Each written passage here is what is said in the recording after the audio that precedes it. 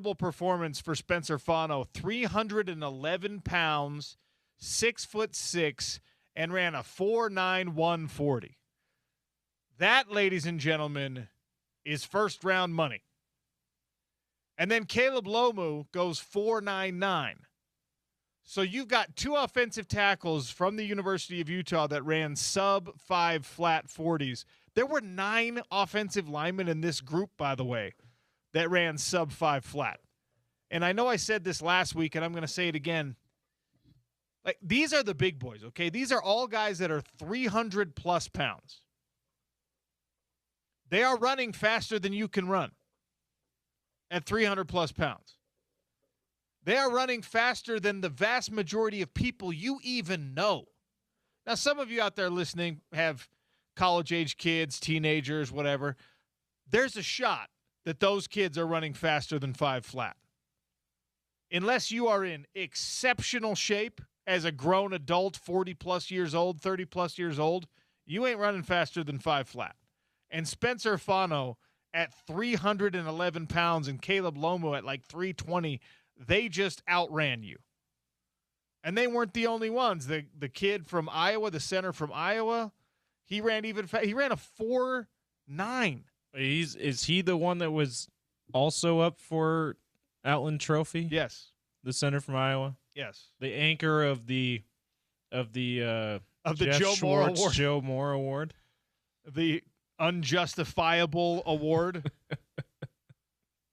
That's impressive. That's beyond impressive. That's such an undersell to say you're impressed by that. That is, like, I would never have guessed that someone could run under 5 seconds of a 40 at that size. And I mean, again, 9 of them did. There were 9. There were 9 dudes. And they're not in the same realm. Logan Jones, the center from Iowa, Spencer Fano, 4.91.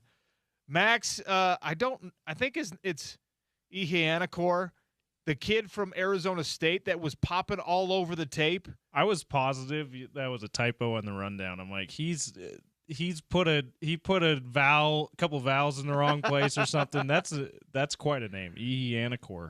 I don't know. However you say it. I'm probably butchering the heck out of that name. But the Arizona State offensive tackle that, if you watched any of the Senior Bowl practices, he was making a lot of waves down there as well. So now he turns in a great combine. Jalen Farmer, a guard from Kentucky, goes 4.93. Monroe Freeling, an offensive tackle from Georgia, goes 4.93. Yeager Burton from Kentucky goes 4.94. Enrique Cruz, offensive tackle from Houston, 4.94. Parker Brailsford, the Alabama center, who's on every All-American preseason and postseason or whatever list, 4.95. Caleb Lomu, 4.99. 9 dudes. Shout out. Especially to the Utah guys, but shout out to those giants. That's running under 5 second. That's 40s. A lot of big boy athleticism, and it's great. It's great to see. I had no doubt that Spencer Fano was going to perform well in those drills. Okay, he is a very fluid athlete for someone of that size, and Caleb Lomu is kind of the same. He is, visually less obvious of an athlete, but he's a good athlete. He's a really good athlete. And then the dark horse, the unsung, we didn't know how he was going to do, but what an opportunity this guy has. Dallin Bentley. There's something from the combine numbers that it's called the relative athletic score. 10 is the max. He got like a 9.37 or something. Elevated. He was above average for tight ends in every single category that means anything from this testing standpoint. Just a really, really good combine for the guys that actually tested. And again, we spent some time last week talking about and kind of scratching our heads and wondering why you didn't see Lander Barton do the testing, why you didn't see Logan Fano do the testing. They did drills, though. They were doing the drills, like the positional drills, which, I mean, it's a strategic decision. If you don't think you're going to turn in great numbers, go ahead and just do the drills. If you think that you're going to put in great numbers and you're going to have great drills, do that too. That's what Spencer did. Logan didn't want to, or Logan was a little bit banged up, and we saw I'm not sure. I didn't see Logan do any drills. Lander was doing drills. Unfortunately, the tape we saw, it was all super slow-mo. Like, look at this. I don't know what the assessment was because we couldn't even see. Like, look at his muscles ripple in slow motion. The offensive linemen, everyone was going bananas. Not just Utah people, by the way.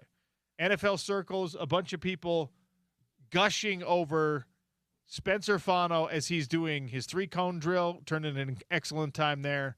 And then the positional drills, they do that classic offensive line. Every Little League coach knows this one, the mirror drill, where the coach points one way, then points the other way, and you're just in your pass set and you're going back and forth. Yeah. And some guys make that look laborious. And Spencer Fano makes it look like he was born to do it. Like he changes direction faster than the guys are even pointing. Is the foot-eye coordination for someone that size is ridiculous. He's already moving back and forth before the arm even points the right way. I mean, I don't know what his interviews went like. Everything we've heard and seen looks good so far. I don't think the combine could have gone any better for Spencer Fano. I don't think it could have gone any better for Caleb Lomo. I don't think it could have gone any better for Dallin Bentley. I don't think it could have gone better for Jack Kelly. All those guys did really nice things for themselves in preparation for the upcoming draft. You're still going to have pro days. Spencer doesn't need to work out at the pro day now. I don't know if he will. Logan does. Spencer, like, it's kind of like when you had a teacher that would grade on a curve and you got the highest score in the class, so you got the A. You only scored a 90 and you thought, oh man, I was going to get a 95 on this. And the professor he's like, I'm going to allow retakes on this. And you're like, well, I think I could do better. I think I could do a 95. And the professor's going to look at you and just be like, dude, you got the A. Just stop. You already set this high bar. We don't need to see anything else from you. I'm impressed. I think that's what Spencer's gonna have. Now, teams are gonna have him fly in and they're gonna work him out and things like that. And the most curious thing here for me is how the NFL is going to treat somebody like Spencer, right, who had an incredible combine.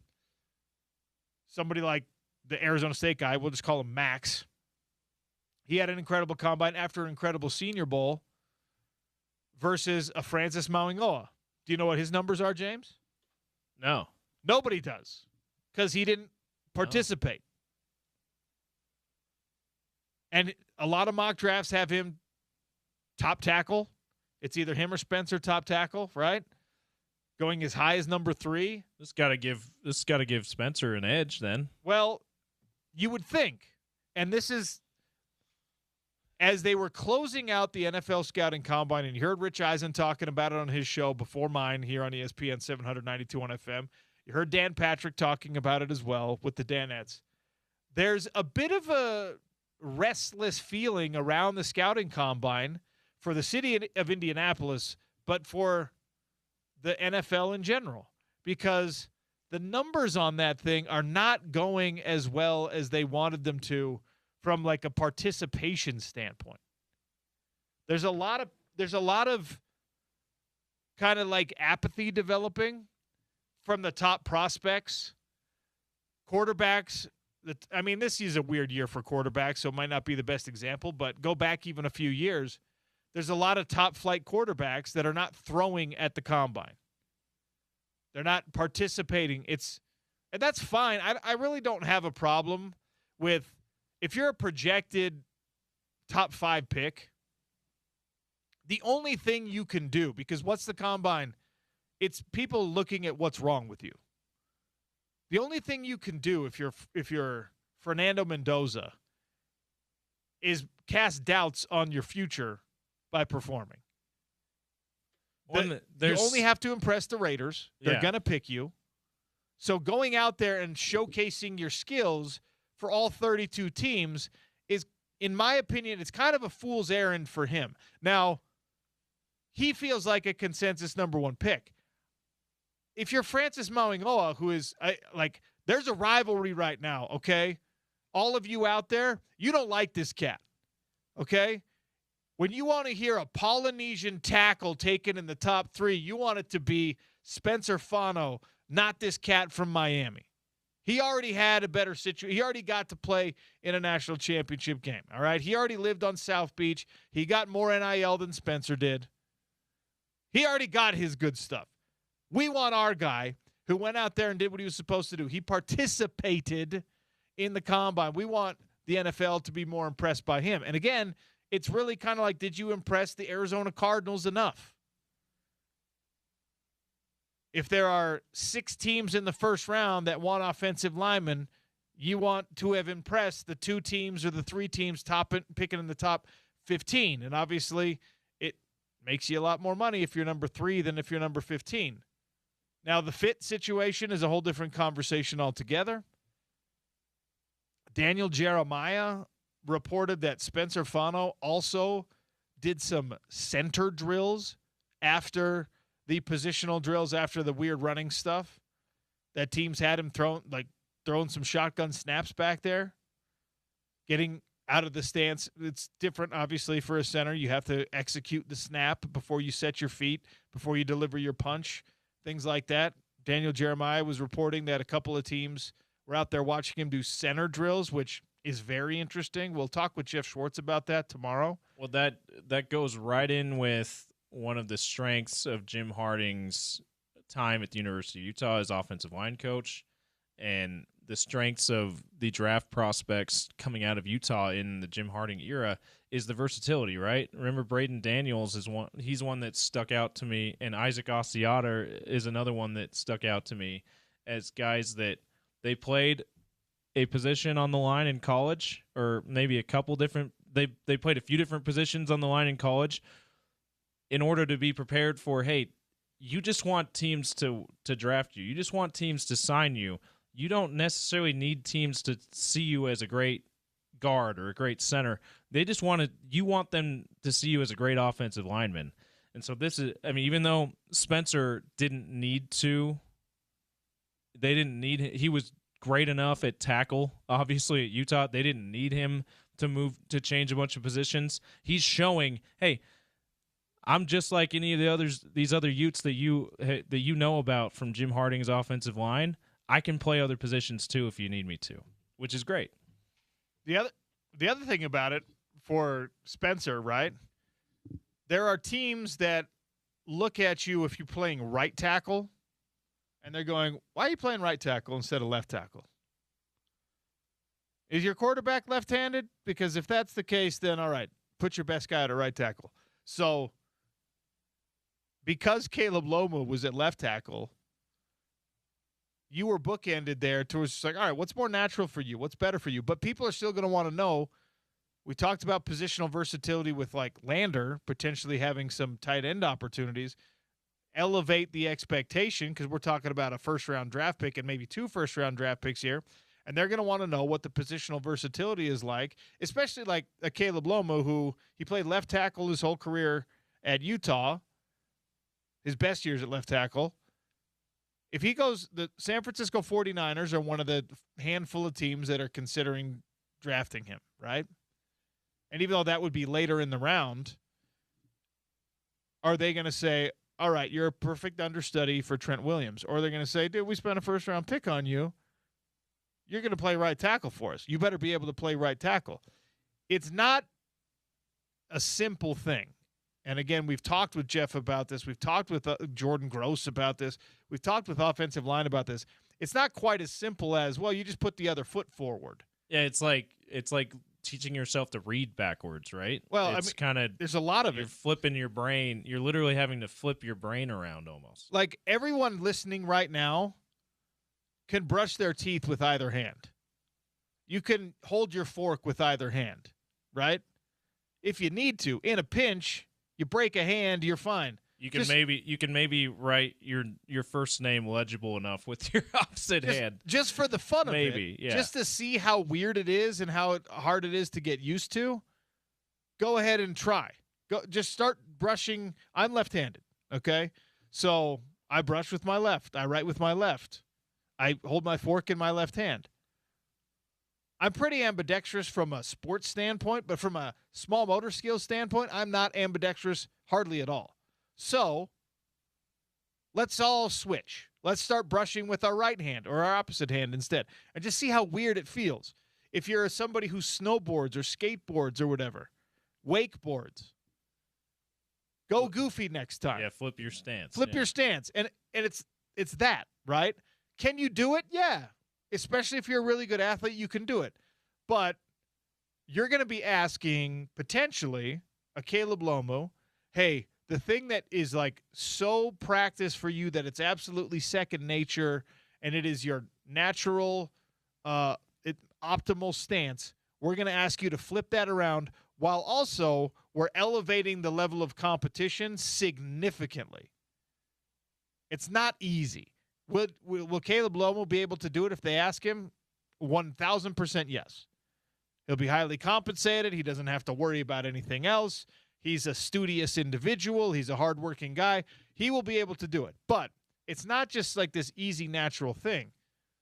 And a center transition for someone who played tackle their entire career, center is very different than playing tackle. In some ways, it's easier. Your pass sets are going to be a lot less challenging. You're not going up against the team's best pass rusher. The athletes that you're going up against are typically not nearly as fast and athletic. They're usually bigger and stronger. But also, that's a much more involved intellectual position. If Spencer Fano is asked by whomever, the Browns or whatever, just like, yeah, dude, we'd like you to try to play center for us because we hear you're super, super smart and we think your highest ceiling is there. He's not huge. 311 pounds is fine, but it's not gigantic in the NFL. Even watching him, and he may have gained some before the combine. I'm not sure how his weight fluctuated, but even watching him play at Utah, he didn't look like an offensive lineman. Like, he looked way more cut. You've talked about this, just like you talked about it in the. We talked about how ripped Spencer Fano is all the time. You've talked about Aaron Donald, right? Not having the look of a defensive tackle, and Spencer Fano is kind of that way. Watching him at Utah, you're like, wait, that skinny dude is the guy potentially the number one offensive lineman in this draft. But then he just dominated, right? So that is something that teams will probably look at him and go, you obviously are effective at the weight you're at, and even if we change positions, we have no doubt you'll be effective. But they'd probably be like, hey, especially if we do move you to center, why don't you gain some pounds there? Well, for Francis Mauigoa, for example, right? Like, Spencer Fano's giant. He's a huge man when you compare him to the average person. He's 311 pounds of mostly muscle. Francis Mauigoa, who is apparently his lead competition to be the top tackle taken, outweighs him by 20 pounds. In no world is 20 pounds insignificant, especially when you're talking about dropping your anchor to take on pass rushers. Like, the bull rush against a 330-pound tackle, a 340-pound tackle, will indeed look different than it does against a 311-pound tackle or a 315-pound tackle. This is part of what we talked about after the Super Bowl, right?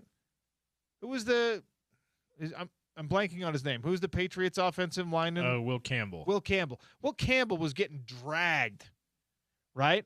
Because he's built like Spencer Fano, but he was playing like he's Trent Williams. And they're like, you can't do those things.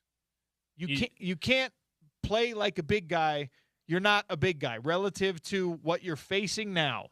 You're not a big guy. They talked about arm length, which is the big buzzword for at least the combine this year.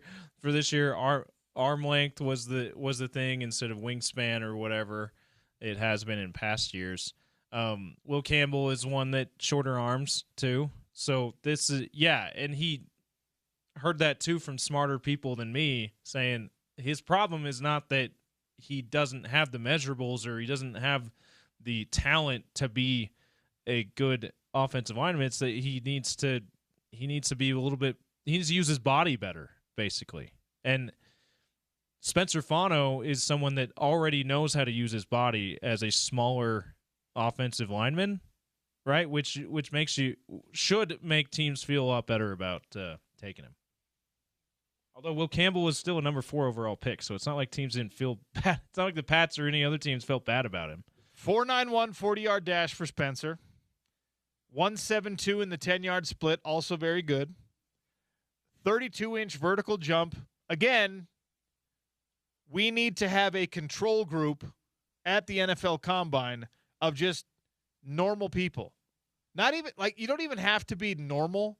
Just have some lucky Indianapolis citizens. Just hey, you get to jump with these guys. You know what I want them to do? I want them to bring out the best Indiana high school football player there is every year. Okay. This would be fun. It would be a great honor for that kid. Yeah. Right? Be like, okay, you're gonna go and you're gonna do the combine testing at whatever you are. 180, 200, 250, whatever you are. You're gonna go test against all these NFL guys. And we're gonna see what numbers you put up, right? Because a 32-inch vertical jump is pretty darn good for like a quality high school athlete. Not an athletic freak, lunatic, like out of this world guy, but that's enough to get you into the college world, right? If you're 200 pounds or 220 pounds, this is a 310-pound dude jumping 32 inches. That means he can dunk. Spencer Fano can dunk a basketball. If he can jump that high and he's as tall as he can dunk. The 3-cone is what everyone was really, really pumped about. He killed it in the 3-cone, 7.34 seconds. 4.67 in the 20-yard shuttle. People are more familiar with the 20-yard shuttle. That's one where you start in the middle, go to your left, go to your right, go back to the middle. 5 yards, 10 yards, 5 yards. It's an agility test, and he performed incredibly well in that one. Caleb Lomu, who is I'm really, really curious because Caleb is a guy that in a lot of ways, and not always justifiably so, was kind of overshadowed in his career at Utah by Spencer Fano. Has an opportunity in the NFL. They're not going to be on the same team. He has an opportunity to kind of like emerge from that shadow a little bit. Caleb Lomu, okay, so Spencer's total combine score was an 89, number 1 amongst offensive tackles. Caleb Lomu's number 3 amongst offensive tackles. He ran slightly slower. He had just a titch lower of a 10-yard split. He jumped a half-inch higher, and actually his broad jump was a couple inches longer than Spencer Fano's. So we will be affectionately comparing the trajectory of these two guys throughout their careers. And I'm very curious to see, because there's a lot of conversation, especially like when we talk to offensive line experts, there was a lot of conversation about the value that these two guys bring, where Lomo is maybe a more natural pass blocker, which of course is so massively important in the league. He also plays left tackle instead of right, which is a premium position. So if he's a slightly better pass blocker who plays the pass blocking position, like, will he end up having a higher ceiling than his bookend line mate, good friend, Spencer Fano, as the NFL careers progress? Who knows? Fascinating to see how that develops. I want to give you all of Dallin Bentley's numbers because I only gave you his relative athletic score, and he put up some really good numbers. 4.62 in the 40, which is like 12/10 faster than the average tight end speed. I only know that because Kenyon Sadiq, did you see this? The Oregon guy. I heard about this, yeah. He ran a 4.4 as a tight end. That's incredible. Fastest since Vernon Davis. Who, I don't need to tell you how much of an athletic freak Vernon Davis was. He was a monster. And he had, quick non sequitur because you brought up Vernon Davis, he had a similar run that Alex Smith had, right? Where they were in at basically the same time, terrible situation to start their careers in San Francisco, and then turned into the some of the best at their position, right? And not that long after that. Only difference is Vernon Davis didn't end up starring elsewhere in San Francisco. But yeah, that's, man, 4.4 as a tight end, nuts. Davis ended up with, let's see, 63 touchdowns in his career. His best year was 2009, and then he had another good one. He tied it in 2013. 13 touchdowns in each of those years. He was a Pro Bowler, All-Pro. Vernon Davis, again, 4.39 at, I think he was 255 pounds, is like insane.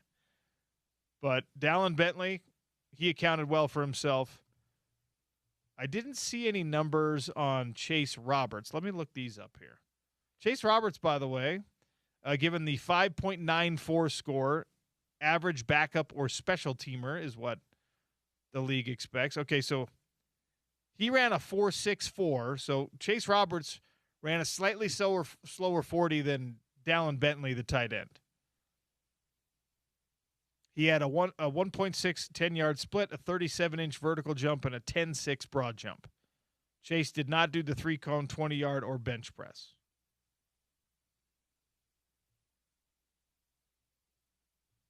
But Dallin Bentley turned in some great numbers. Caleb Lomu turned in some great numbers. Spencer Fano especially turned in great numbers. And the question becomes, are you in any way rewarded or punished for the decision or not making the decision to participate in these drills?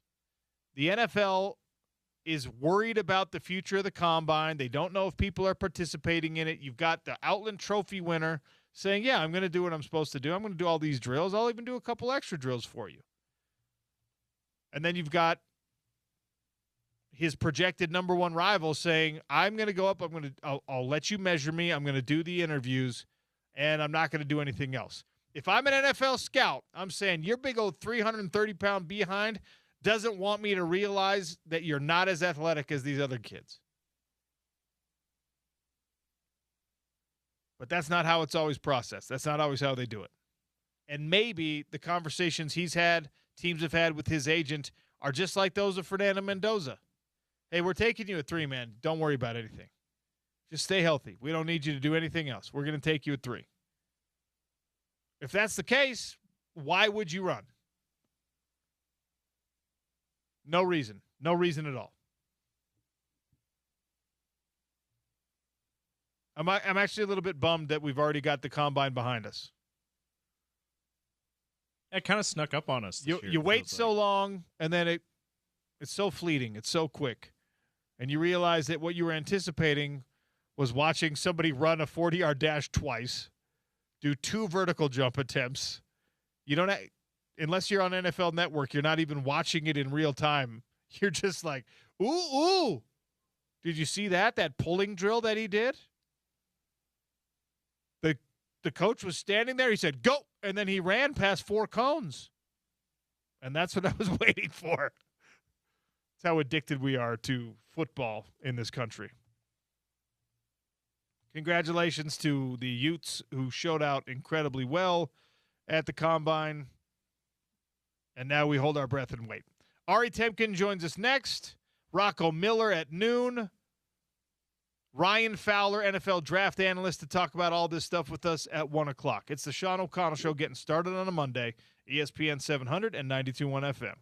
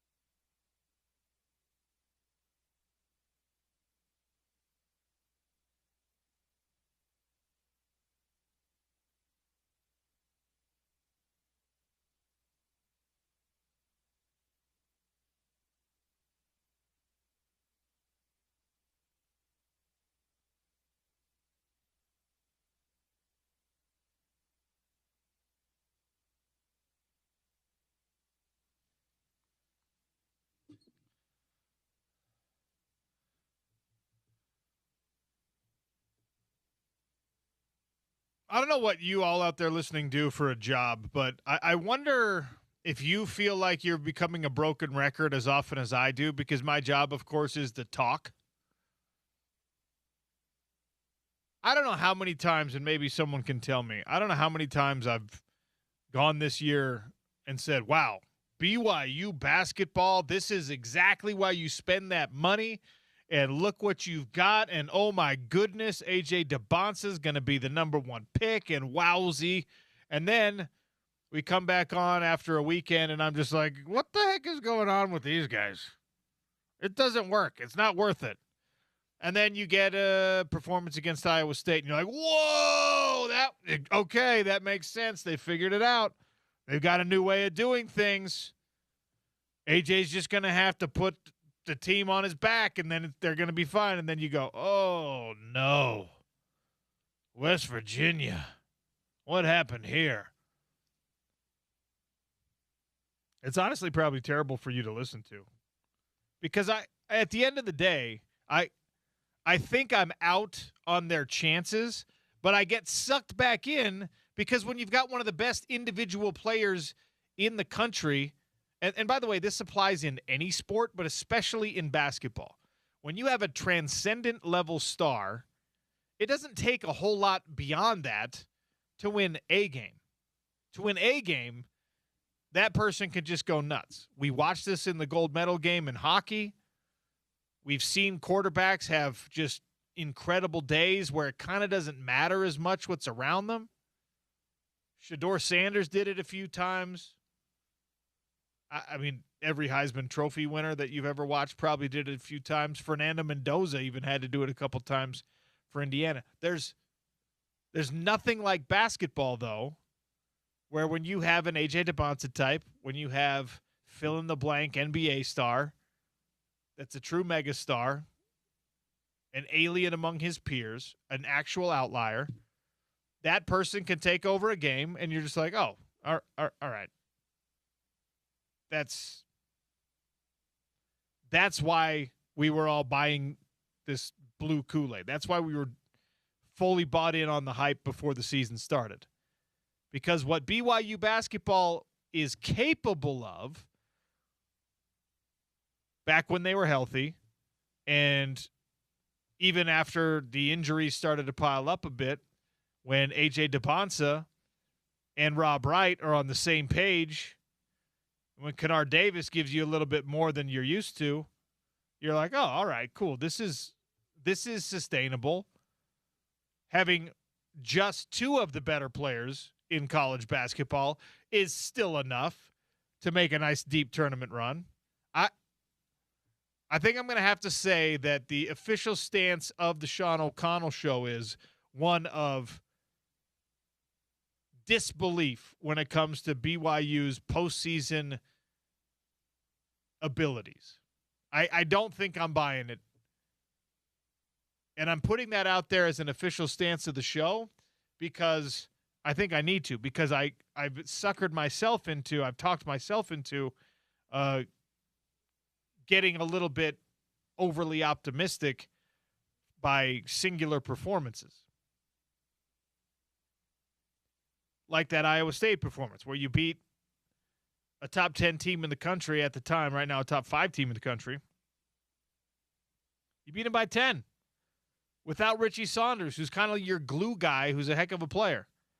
But back-to-back losses to UCF, who is, as we talked about last week, is your actual accomplishment equivalent in the conference. They have the same conference record. They have the same overall record. They don't have the marketing. They don't have the hype. They don't have the superstars. And as a result, there's no number next to their name, or one of the reasons that they don't have the number next to their name. And you lost to them by 13, and it actually wasn't even that close.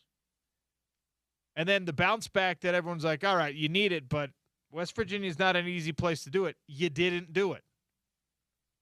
Now you finish the season with Cincinnati and Texas Tech. Cincinnati, 8-8 in Big 12 play. BYU, 8-8 in Big 12 play. Texas Tech, a much better team with that, although they've handled their own injury problems, especially with Toppin. They're 12-4 in Big 12 play. There are 2 regular season games left for the Cougs. An insane roster has been decimated a little bit, has been pared down to something that's a little bit more normal. And as much credit as Kevin Young gets for recruiting well, deploying the resources available to him well, he has not yet figured out whatever that secret ingredient for this team is, at least not reliably. As it stands right now,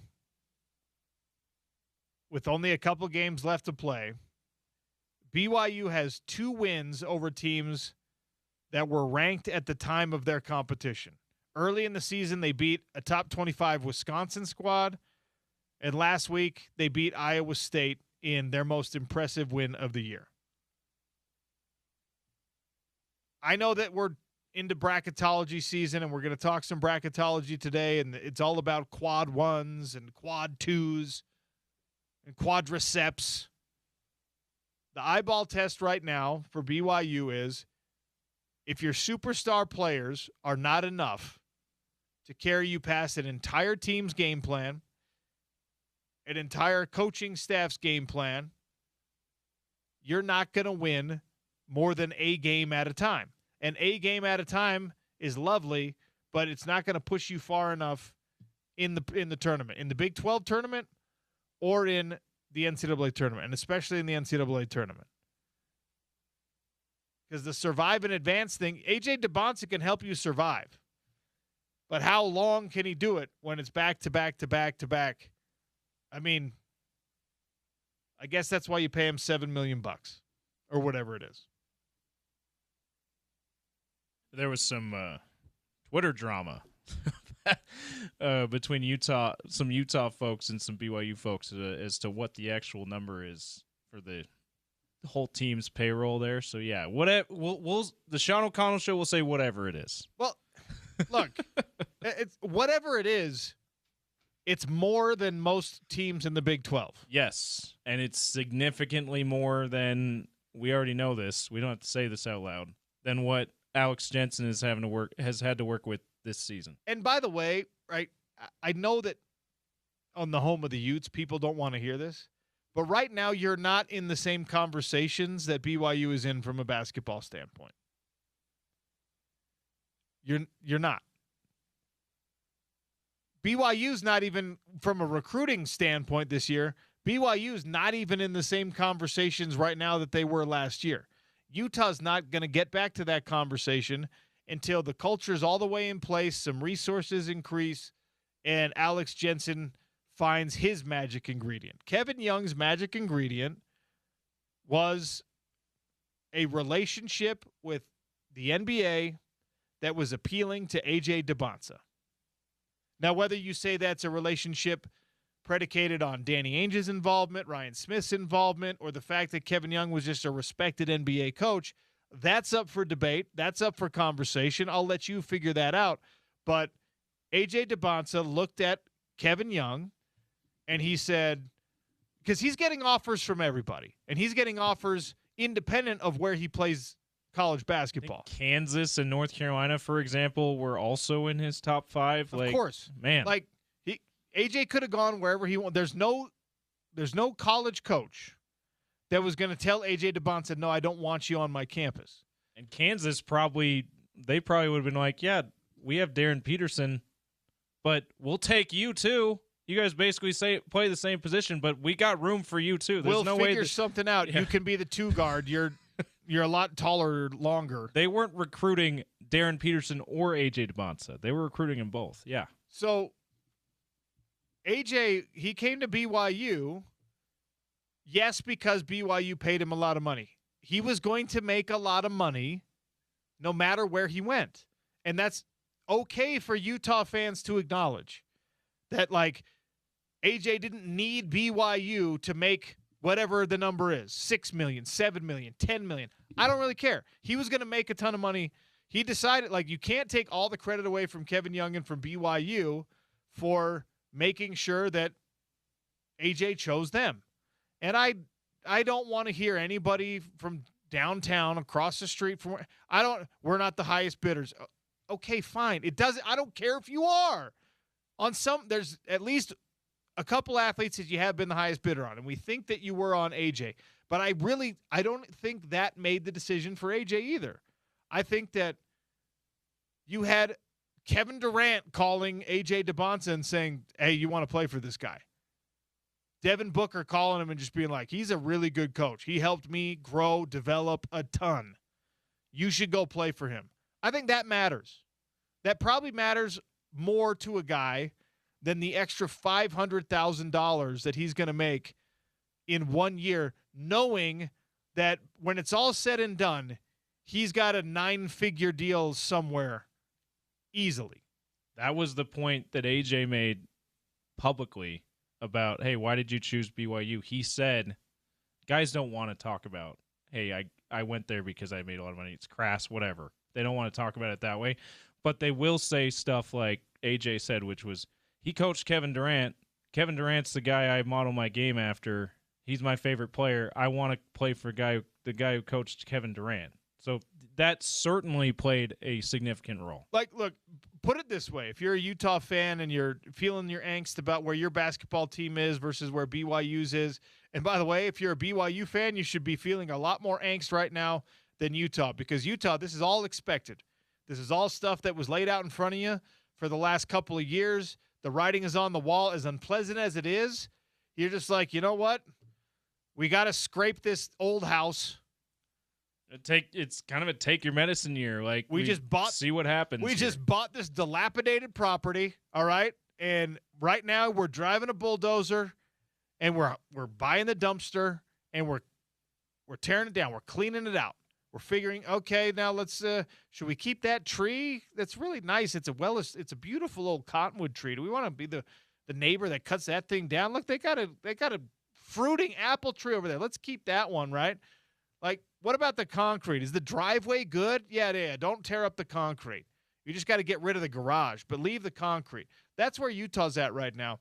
BYU was like, look at this parade home we have.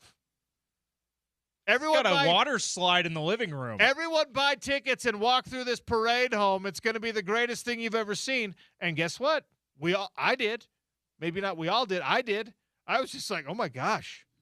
They've got a TV that drops down from the ceiling and another one that raises up from the floor. I don't know why they need two TVs, but they have them. Right? You can water slide in the living room, and you can slide not a water slide from the kid's bedroom to the kitchen. This is incredible. They have a hot tub inside their hot tub.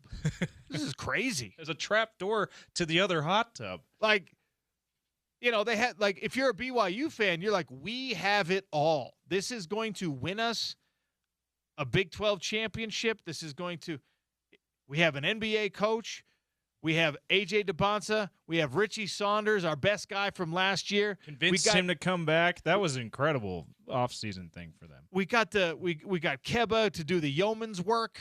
You know, we got our own Draymond Green type player on this team. Oh, and guess what? We went out and we undermined one of our toughest rivals in college hoops in the conference, and we stole their best player, who a bunch of other teams in the conference in the country also wanted. We brought him here.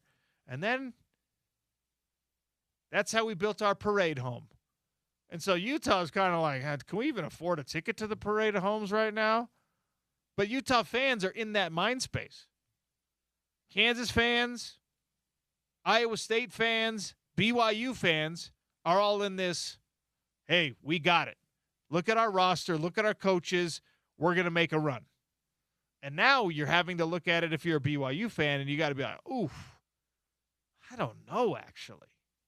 And the problem is, and this is where my parade of homes analogy that I should have thought about more carefully before I spit it out is gone, right? This is where it evaporates, because it's really more like a sports car that you can put like 4,000 miles on before it loses all its value. Because Rob Wright's going to be gone next year. Richie's going to be gone next year. AJ's going to be gone next year, and you're not right now in the conversation with the other top players in the country, those top players, they like your money that you're offering, but again, you don't want to be the highest bidder on anything. So now that kid might not care that Kevin Young coached Devin Booker and Kevin Durant. That kid wants the guy who coached LeBron. That kid wants someone with Steve Kerr connections instead, right? So now you're in this weird space where your 1 year, very expensive experiment, whether it was $10 million total or if it was $25 million total, whatever world you want to live in from a fan perspective, now you have to question, is it worth it moving forward? Can we do it again? And by the way, if we are willing to do it again, is there someone that we can even spend, that even makes sense to spend that money on? Is there someone that we care enough about that the rest of the world wants bad enough that we're going to have to pay that to that guy? Can we stay on the radar? This year is not helping you in that regard. That's where you got to bank on Kevin Young's a good if you believe that Kevin Young is a good enough coach to make needed adjustments to get the most out of his team, like he did in year one. Yeah. And after a tough start, they gelled February of last year, and they took it all the way to the Sweet 16. If you believe Kevin Young is that coach that can do that long term, that's where you got to bank it on. Is, hey, we're not gonna be as talented as next year. We're still gonna have enough talent to do some things. If you're Kevin Young, if I as the head coach, my coaching staff, we're going to have to get the best out of the talent that we bring in because we're not going to have A.J. Dubonsa next year. That's what's going to be their saving grace. And they're also going to be like, well, most realistically, they're also going to be like, we probably need to spend a little bit more money on our bench. Yeah, that's it. Spread the love. Instead of coming up with a big three NBA style, you spread it around to get a more well-rounded team. And Utah fans, I know we have a hard time being realistic about conference rivals, but so if you're a football savant, do you want to go play at Texas Tech? Do you want to go play at Texas Tech next year? Do you want to? Probably not. Now, if they pay you enough, sure. But in their breakout year, they got embarrassed in the college football playoff. If you're a college basketball wunderkind, you're the best of the best of the best. Do you want to go play at BYU next year when you have all the options in the world? The answer in both cases is, well, probably not, unless they're the highest bidder. You might have to be. And that's just, by the way, a couple of Big 12 teams. I didn't even talk enough about Kansas, Houston, Texas Tech, Iowa State, who are going to make deep runs, I think, in upcoming March Madness. All right, the hot lunch is coming next. Burger Fusion back in the building. ESPN 700, 92.1 FM.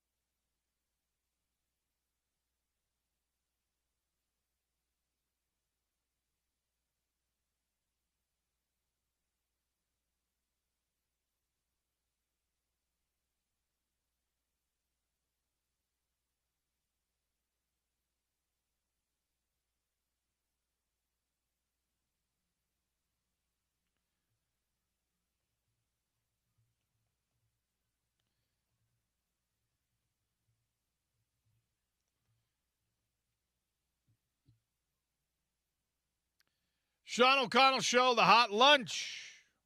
Brought to you by our friends at Burger Fusion, right in the heart of Trolley Square. If you're looking at the Whole Foods, which of course is on the east side of Trolley Square, just jog to your left a little bit. You'll find Burger Fusion. Some tallow fried potato chips here today. And on top of the burger, a tallow fried onion ring, two delicious slices of bacon, the Wagyu chuck patty, which is really the star of the show on all these burgers. Incredibly, incredibly juicy. Little crisp lettuce and some nice tangy barbecue sauce. Barbecue bacon burger from our friends over at Burger Fusion. Incredible stuff. And Mike last week, or 2 weeks ago, I guess now, was like, what am I going to bring in? You guys have already tried the menu. The answer is yes, is what you are going to bring in. Everything is excellent. We have not had one single thing, the beignets, the sides, the burgers themselves, not one single thing has been anything besides incredible. And I would not, if I were trying to like, oh, this is a partner, this is an advertising partner, so I'm going to make sure that I carefully lie to the, what I would say is I'd just say, go get this burger. If I didn't like the other stuff and I wanted you to keep going back to Burger Fusion, I would tell you specifically, go order only the fries, go order the mozzarella cubes, go order this burger specifically, and I promise you won't regret it. Look, I really feel this way. Go into Burger Fusion and order whatever the bleep you want because it's all excellent. They're hooking us up to hook you up too. Tell them OC sent you. The topic I wanted to get to in the hot lunch, I went kind of long on the combine numbers from the Utes and even on Chase Roberts, Jack Kelly, whatever, from the scouting combine. Here's the thing. The NFL really has a decision to make about whether they want to make this the annual event that it is. To me, it feels like a no-brainer. Absolutely yes. Keep incentivizing players to go train and then show up at the combine and run their drills. Like, if this is something, even though you could tweak it, we don't need to use laser timers anymore. You don't even need to use stopwatches anymore. What you can use is you can use the GPS things that show how fast these guys are moving through space. It gives you probably a better assessment than a straight 40-yard drill, a straight 40-yard dash does. A lot of guys are opting out of the bench press now because I think everyone's kind of realizing it's stupid. Like, does it matter that you have upper body strength? Yes. Is that the most direct test of upper body strength that then translates to a football field? Maybe. I don't know. The Jacksonville Jaguars and the LA Rams did not even attend the combine. And that's where the NFL has to look at it and go, wait a second, what? Now, part of that is because of the draft haul that they have, because of the draft picks that they have. But part of it is because they're like, well, we're going to have pro day workouts anyway. We got a good idea of maybe where we want to go, what we want to do, the players we need, et cetera, et cetera. I don't need to go sit around for 16 hours. What am I talking about? It's way longer than that. I don't need to go spend a week in Indianapolis asking people trick questions and then watching them run around in their underwear. There are teams, not players, not agents. There are teams that are sending this message to the NFL now. I don't know if this is valuable for us. I don't know if we need this. I don't know if we want this anymore. Teams. That surprises me to an extent, but it forces the league to say, wait, hold on. Do we need to make a change? I don't think they will. I think that if there's any tweaks, like an NBA All-Star game, although this is much different, it's going to be something that maybe makes it a little bit more fan-friendly. But it's supposed to be a showcase for the players and for the league itself. It turned into a television event because of our weird fascination with these superhuman bodies. That was a byproduct for the NFL. It was never intended to be a television event. And back in the early days, it basically wasn't. It was an afterthought for programming. Now they got their own network. Let's put it on. And then ESPN shows up. The Pat McAfee show was there. I mean, it grew into this thing. When you have something that organically grows into a phenomenon, it's hard to organically prevent it from dying if that's the direction that it's headed. So the Pro Bowl is already a nothing. The Combine, the last few years, have people starting to question its value. We might be 10 years away from feeling the same way about the Combine. Is this something that the league, one of their reactions to this would be, we're going to make it mandatory that you send somebody to the Combine every year before they start making tweaks to make it more valuable and incentivize teams to be there? Do you think that they might just be like, flex their muscle and be like, no, you have to be there because we can't afford teams opting out of Combines. We already have too many players opting out. We can't afford to have teams do it. I should be clear, by the way, that like area scouts for those teams were there. Okay. But if your coach, your GM, your owner are not there, you basically opted out. You've said this is the same as going to watch a college football game. This is like going to the bowl game. So if you want to prevent these optics from growing into more of a conversation, if you're the NFL, you probably can get Roger Goodell to call somebody and just say, hey, don't care which of you it is, but I need somebody there. And I prefer that it be Sean McVay because he's the most recognizable face. Like, if you're Liam Cohen, why aren't you going? It's not like you're some long-established, hardcore, like, dyed in the wall. It's not like you're Bill Belichick. You're not even weird Jim Harbaugh, who sits there with his mouth open the whole time. The camera cuts to him, and you're just like, if that guy had not been an NFL quarterback, you would think he was like some kind of weirdo.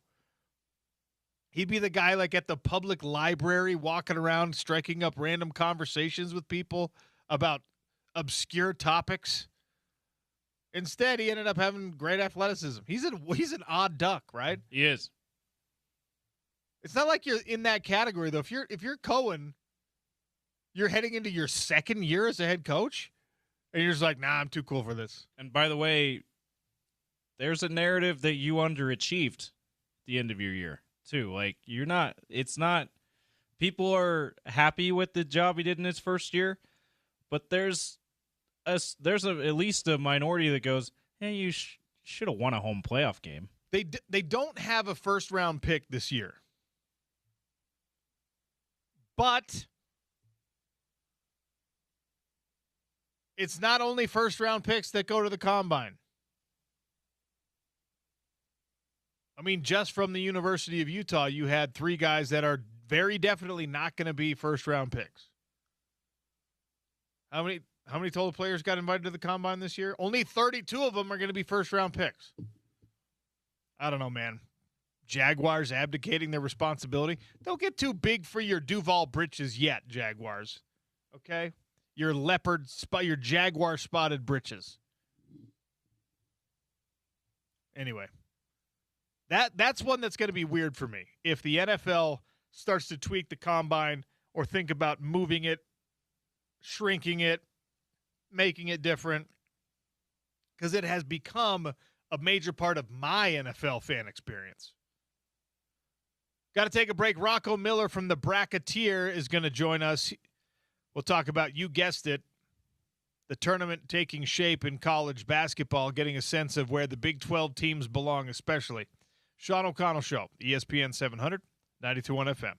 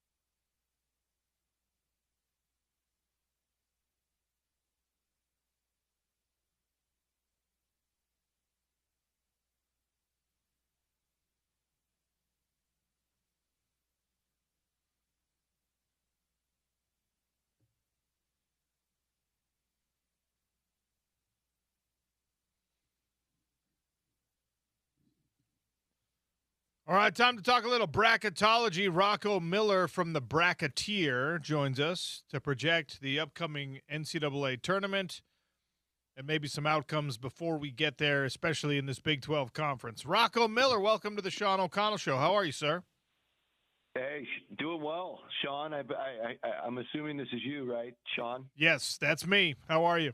All right, great to be on with you. It's been in the works for a little while, and it's a great Monday. We get to the Horizon League tournament tonight, so our fortnight begins today.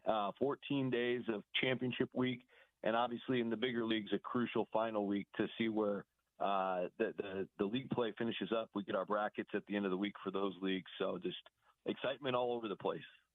Well, you might be aware that we're the home of the Utes, and there's not going to be any postseason love happening for our beloved running Utes, although we're confident that rebuild will be heading in the right direction sooner than later under the program legend Alex Jensen. But still fascinated with everything going on in the Big 12, and we've seen a couple of times this year, I think, kind of the top team shuffle around, right? It's been Arizona a lot of the year.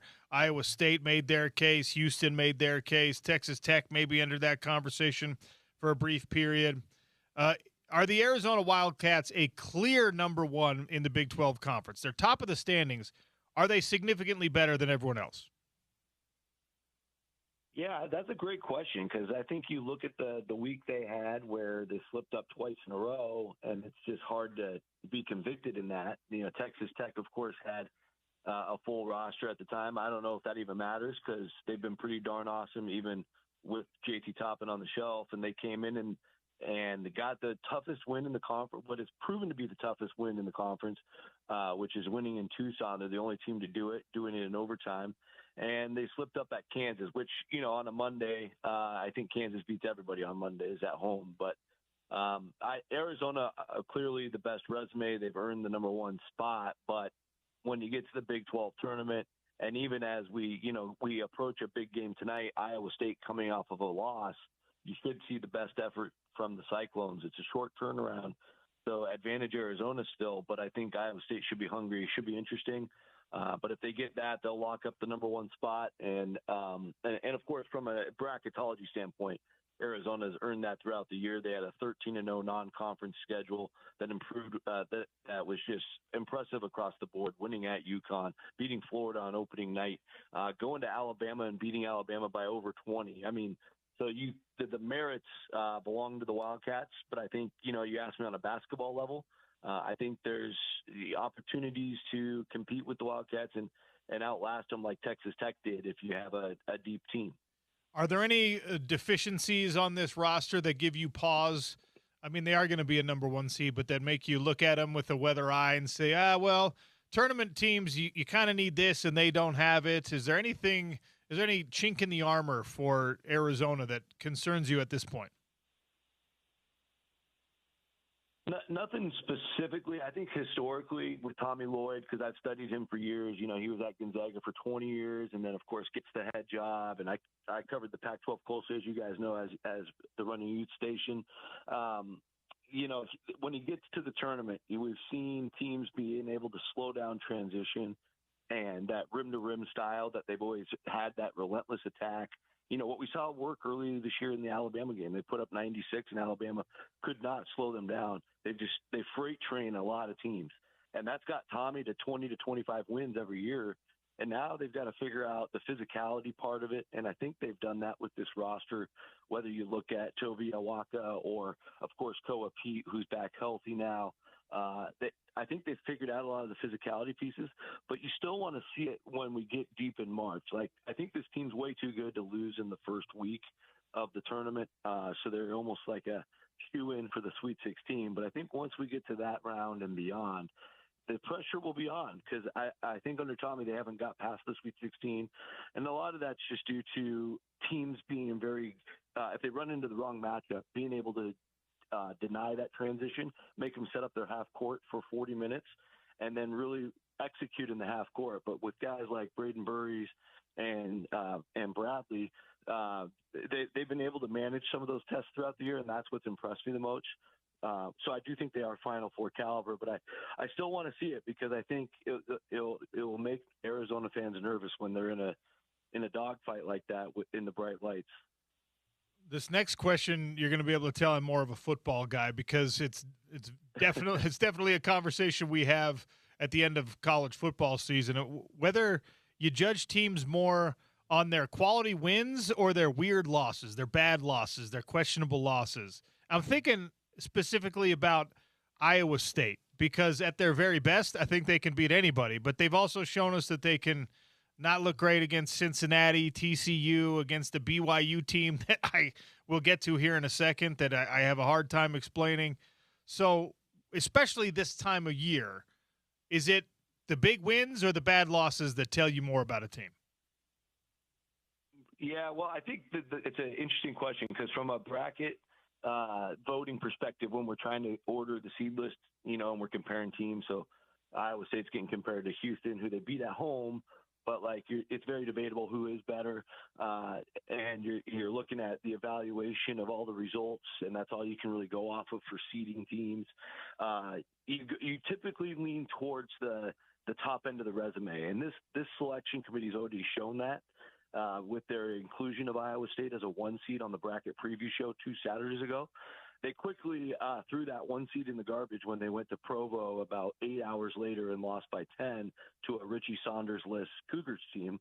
But the point of the matter was Iowa State, a big reason why they got that spot from the actual committee is because they had better non-conference results and that big road win at Purdue at the start of the year that Houston really couldn't match from a resume standpoint. And I think that outweighed their loss at Cincinnati because the way I was looking at it at that time was, okay, Houston's gone to Cincinnati and they handled the Bearcats no problem. Iowa State went there and they ran into all sorts of problems, and the Bearcats, basically wire to wire beat the Cyclones, much like the same type of game BYU had against the Cyclones. So it all matters, but I do think if it's close enough, the committee's going to lean towards what you've actually proven you can do at the very top of your resume, whether that's a huge road win or a collection of big home wins.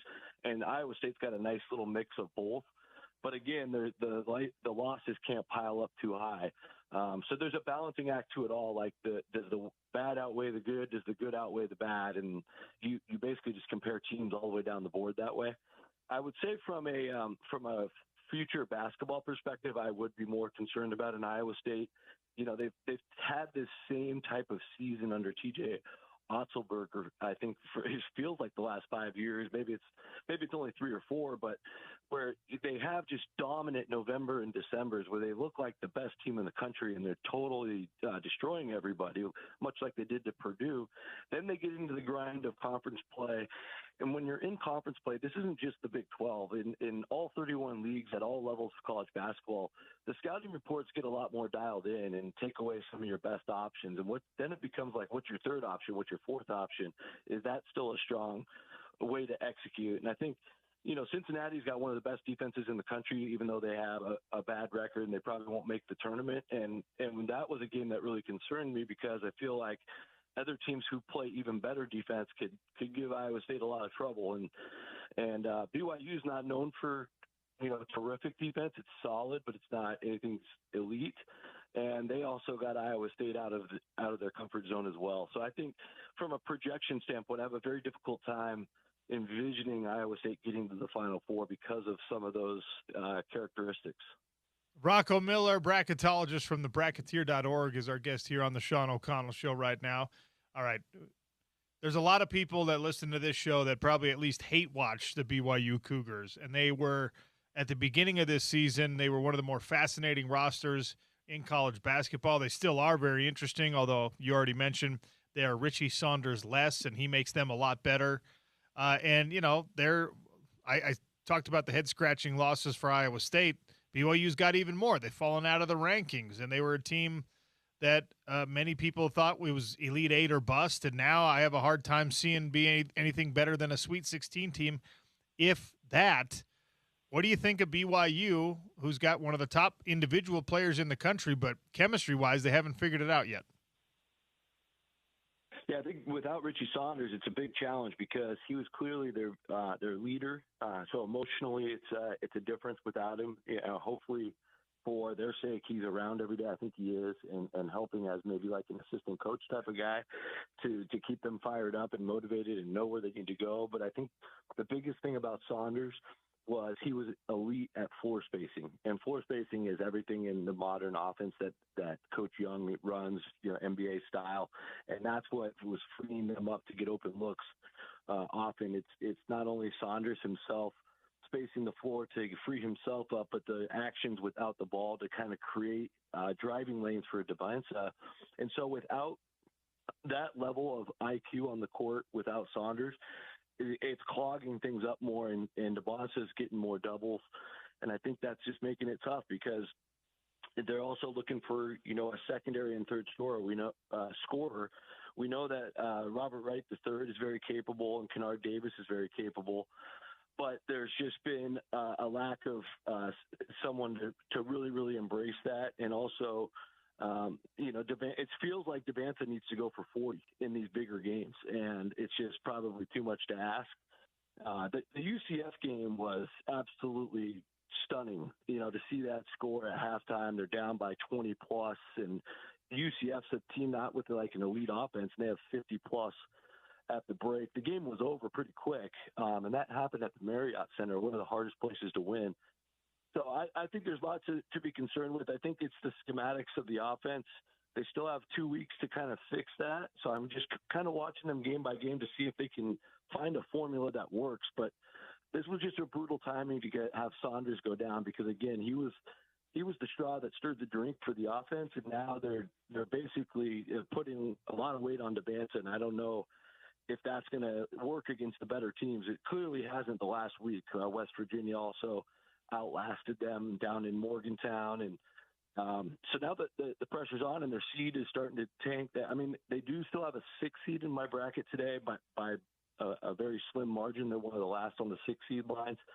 But if they were to fall again this week, especially if they fell twice, they're probably going to be down. As crazy as it sounds, they're probably going to be down to like an 8-9 type of game. And that was unimaginable just a few weeks ago. We spent a lot of time on this show wondering what the heck is wrong with Darren Peterson, and I think people in Kansas were doing that even more. He's playing regular minutes, and he sometimes takes a lot of shots to give that team a lot of points, but they've also learned how to win some big games without him. Still, there's some inconsistency that I think you have to tie back into what happened with him, especially earlier in the season. Can Kansas get over that hump before we head into tournament time? That's the $1 million question, Sean, because I don't know exactly how much it's impacting. It's certainly impacting the team internally at some level. If you go back to that game they had with Oklahoma State, I think it was a couple Wednesdays ago, that was the first time. Bill Self's been a professional about it the entire time, and I know it's an unusual situation, probably unprecedented to have a player of his caliber basically managing his own minutes. He'll just take himself out of the game. This thing's been going on for 4.5 months now, and that press conference, Bill Self finally started to crack and just say he doesn't even know when Peterson's going to pull himself out. And perhaps after that moment, like you said, the last performance or two, he played much more consistently. Maybe they had a kumbaya and hashed it out, and he's all in. And if that's the case, then sky's the limit, of course. But we just don't know what we don't know. It could change week to week. There's smaller examples of this in different levels of college basketball. Nobody's a star quite the level of Peterson.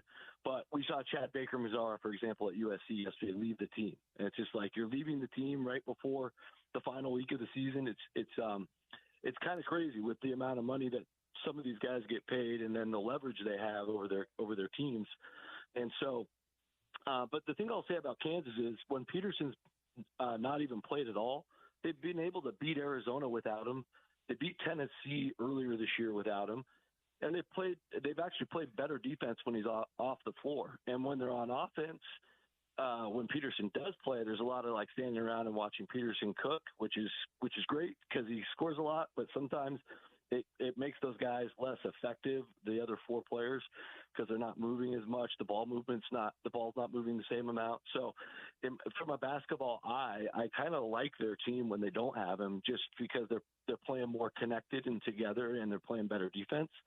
But when he is playing, of course, they can beat the elite teams like a little bit more predictably. So I think they're in good hands either way. They just need to figure out the internal drama, because I think if it's unexpected even for themselves, that's certainly going to impact their performance. What's the ceiling for Texas Tech without Toppin? Looks like it's through the roof to me. I don't know about you guys, but the way all we know is 3 games, and the first 2 were tune-ups, right? They beat Kansas State and Cincinnati, which is great. That's one thing. But when they go to Hilton and they're the first team to win at Hilton, and they do it the way they did, up by 16 at halftime, running away from the Cyclones by double digits, I think they've done a phenomenal job of getting these 7 players that are available. And obviously Christian Anderson's an elite talent, played for Team Germany over the summer. Lawan Watts has been an awesome breakout player. So is Jalen Petty. They have plenty of people to score the ball. But the big development is Luke Bambaye, who was their elite rim protecting defender. He's actually starting to play a lot better offense. He goes 6 for 7 against Iowa State, and he looks great at it. I think if they can keep these 7 guys healthy, that is the key for Texas Tech, especially Bambaye. If they keep those 7 guys healthy, I like their chances. They're on a mission to get to the Final Four in general. I think people don't realize Texas Tech has 2 head coaches, because Grant McCaslin's an amazing coach himself, but Jeff Linder came down from Wyoming 2 years ago, and I got to sit behind the bench during the Elite 8 and Sweet 16 last year, and Jeff Linder's still running a lot of the operation. So they are extremely well coached. They're very accountable on the floor, and I just trust those guys a lot to be very prepared every time they take the court, and that's exactly what you saw last Saturday. But again, if they take another injury or 2, it's going to be a huge problem, because they really have these 7 guys they're riding with the rest of the way. I've made you labor on the Big 12 here for a second, but I would be remiss in the state of Utah if I didn't ask about what the Utah State Aggies are capable of once we get to tournament time. With all the turnover player-wise, with all the turnover coach-wise, the Spectrum is still a very special place, and that basketball program finds a way. What do you think of the Aggies? I'd say it's an amazing program for sure. But, yeah, they've certainly done enough to be in the field. And the way they've been playing lately, I think they'll look forward to getting out of the Mountain West, because these Mountain West coaches prepare very well for them. You know, they got San Diego State finally got healthy the night that they played them, so that was a tough break, because San Diego State was at home and really rolled them. But a good bounce back for Utah State to just be able to survive Grand Canyon. That game was tied late. I'm a little worried about those last 3 performances. Of course, they lost to Nevada before the Aztecs game, so it's a wait and see game by game. But I just think that these guys, at one point they're 15-1 and they were 6-0 in the conference, and I just think from that point forward, and a lot of and they ripped off another 9 in a row in the middle of league play after that. But I think for these guys, they've been so looking forward to the NCAA tournament. When they get there, I'm hoping they play their best ball. But the rigors and the dog days of the Mountain West is really starting to get to them. Going to be fun to watch this all come together over the next few weeks. Rocco Miller will be on top of all of it at the Bracketeer. Rocco, thanks for your time today. Appreciate you, sir. Yeah, anytime, guys. Appreciate you having me on. Thank you so much. Early signups, by the way, open right now for the ESPN 700 and 92.1 FM $1 Million Bracket Challenge. Go to ESPN700sports.com. Get ready for the madness, brought to you by Big Willie's, Game Day Men's Health, Intermountain Bobcat, Budweiser, International Sportsman's Expo, and the Utah RV Super Show. $1 Million Bracket Challenge, brought to you by several of our partners. Up next on the Sean O'Connell Show, the Daily Dump. Is a Utah BYU tournament clash imminent? We'll get there. It's the Sean O'Connell Show, ESPN 700 and 92.1 FM.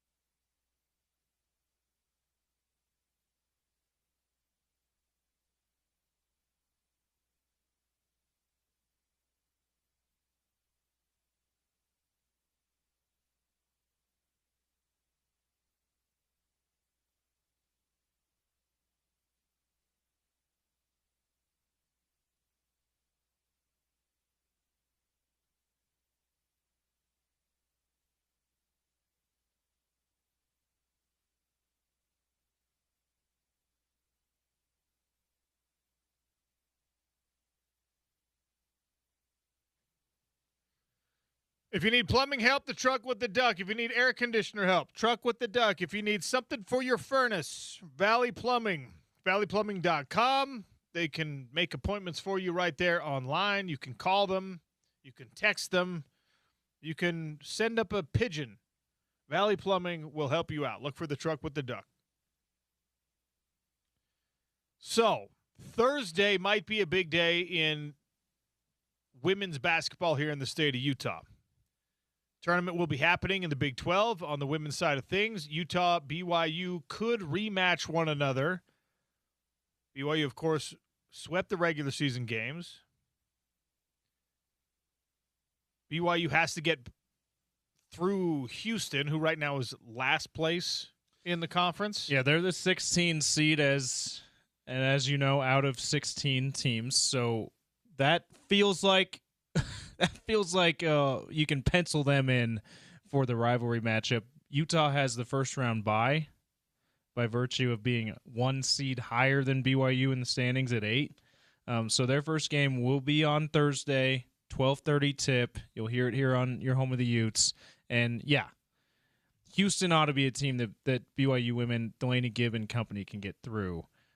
So that you can pretty much pencil in that rivalry matchup, which we talked about off air, OC. From a fan standpoint, you might not want that third game, but from the player's standpoint, Gavin Peterson, they're probably you're going to give us another opportunity to try to take these guys down. We feel good if you give us a third chance here. Especially if you're like Maddie Wilkie, who's on your way out of the program. You don't want 2 losses to BYU in your final season. So if you can knock BYU out of the conference tournament, let's go. And you've got everything to play for still for both teams. Both teams on the bubble. Utah's a little bit higher in the bracketology. Charlie Cream, ESPN's bracketologist, has them a little bit higher than BYU, but they're both on the bubble. So you still have – it's not just a rivalry game, rivalry bragging rights to play for. Both teams, if Utah wins, they make their bid a lot more secure, and they pretty much eliminate BYU. So this is a pretty awesome matchup that we're assuming is going to take place. Of course, BYU still has to beat Houston, so we'll see. As long as we're talking women's basketball, Kelsey Plum, who's the WNBA vice president, says that the sides are getting closer to a deal in the WNBA versus owners. The CBA negotiation. They don't have a deal done, but apparently the most recent offer was good enough that they don't feel like a strike is necessary. And that recent offer included 70% of the league's net revenue. Players want 30% of the gross revenue. Which obviously that's millions difference, tens of millions difference between your gross and your net. Net, of course, is after you include the expenses. So it looks like, 70 is a bigger number. That seems like a better one for the players union. Players union's like, no, we don't care about. They're basically saying we don't care about your expenses. We just want to take stuff right off the top there, which would be more than after the net, of course. Which, by the way, is even more significant because in the WNBA, where not every franchise is profitable and a lot of the franchises are not profitable, what these owners do, right? None of them. The WNBA franchise is their only asset.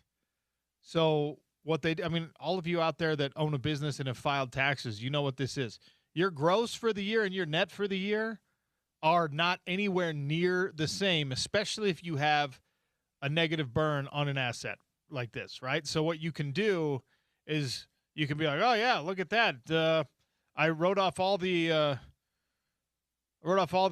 whatever depreciation on this arena that I also have a hockey team, a minor league hockey team in. I also have a whatever, concerts in there, whatever.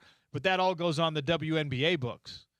And suddenly your net is reduced very, very drastically, right? All your arena expenses are now taken out of that gross to produce something on the net. I mean, we're talking tens of millions of dollars potentially. So if you're a player, you don't want that tomfoolery affecting your bottom line. And if you're an owner, obviously you're just like, well, hold on a minute. I have to pay you on my gross revenue.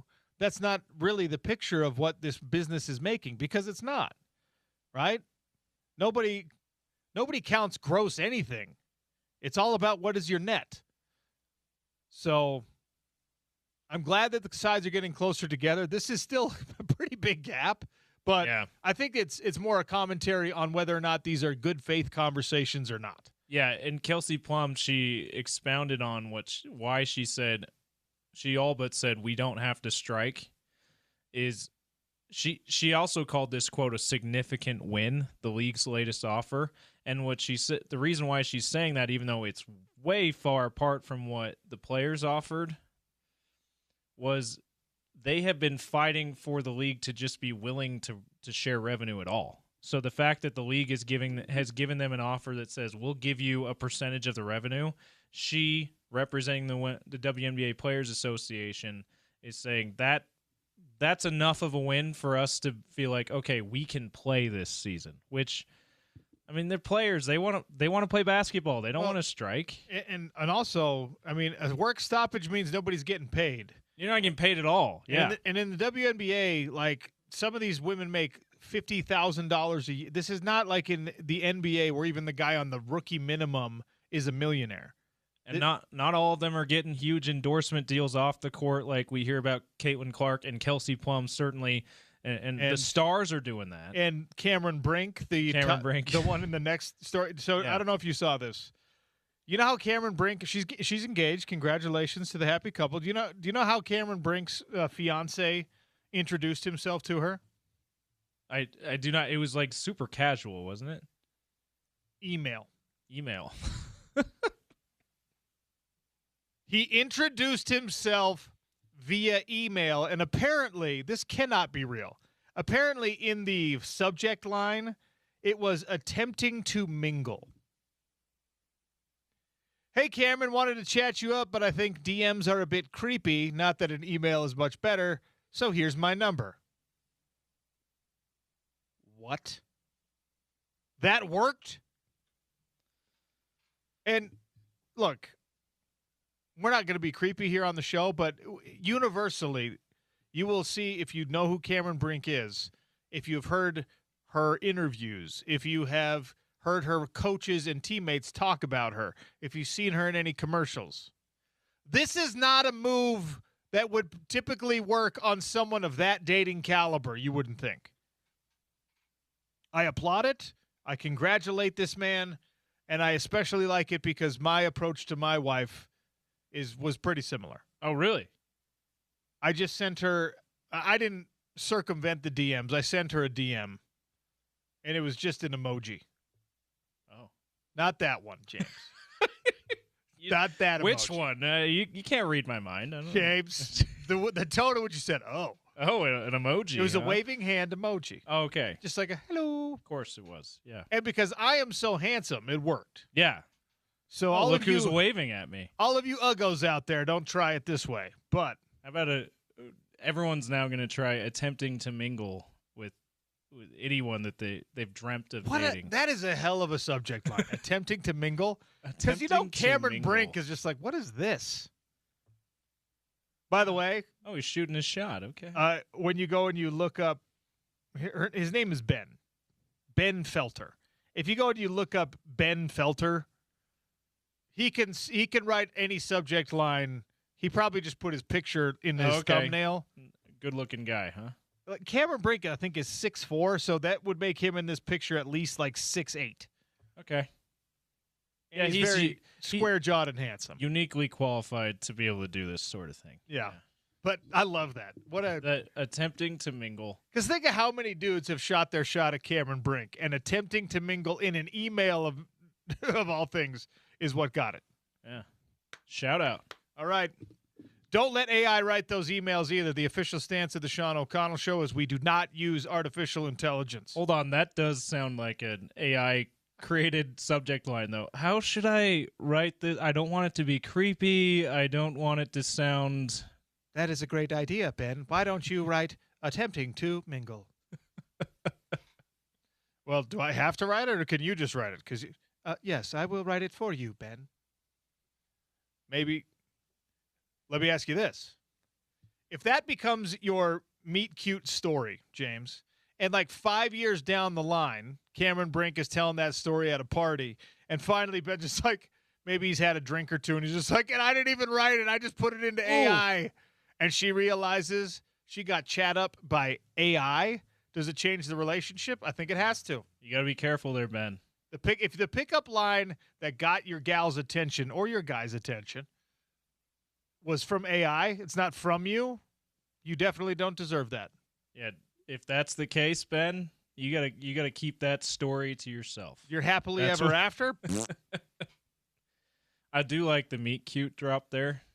Now that I know that you're a huge fan of the holiday. Love the holiday. That's what that's from. Yeah, yes. Love that. Remember last week when we were doing the PGA Tour leaderboard updates on the Cognizant Classic? Yeah, that we were just becoming cognizant of the tour season. Did you see what happened to Shane Lowry in this? What a collapse. He collapsed after a three-shot lead just goes away. He wasn't the leader in our updates. Smotherman was leading. Yeah, Austin so Smotherman also collapsed because he didn't end up winning. It was Echevarria, right? Yeah. Okay, so here's the thing, though. Like, I'm not trying to pick on Shane Lowry.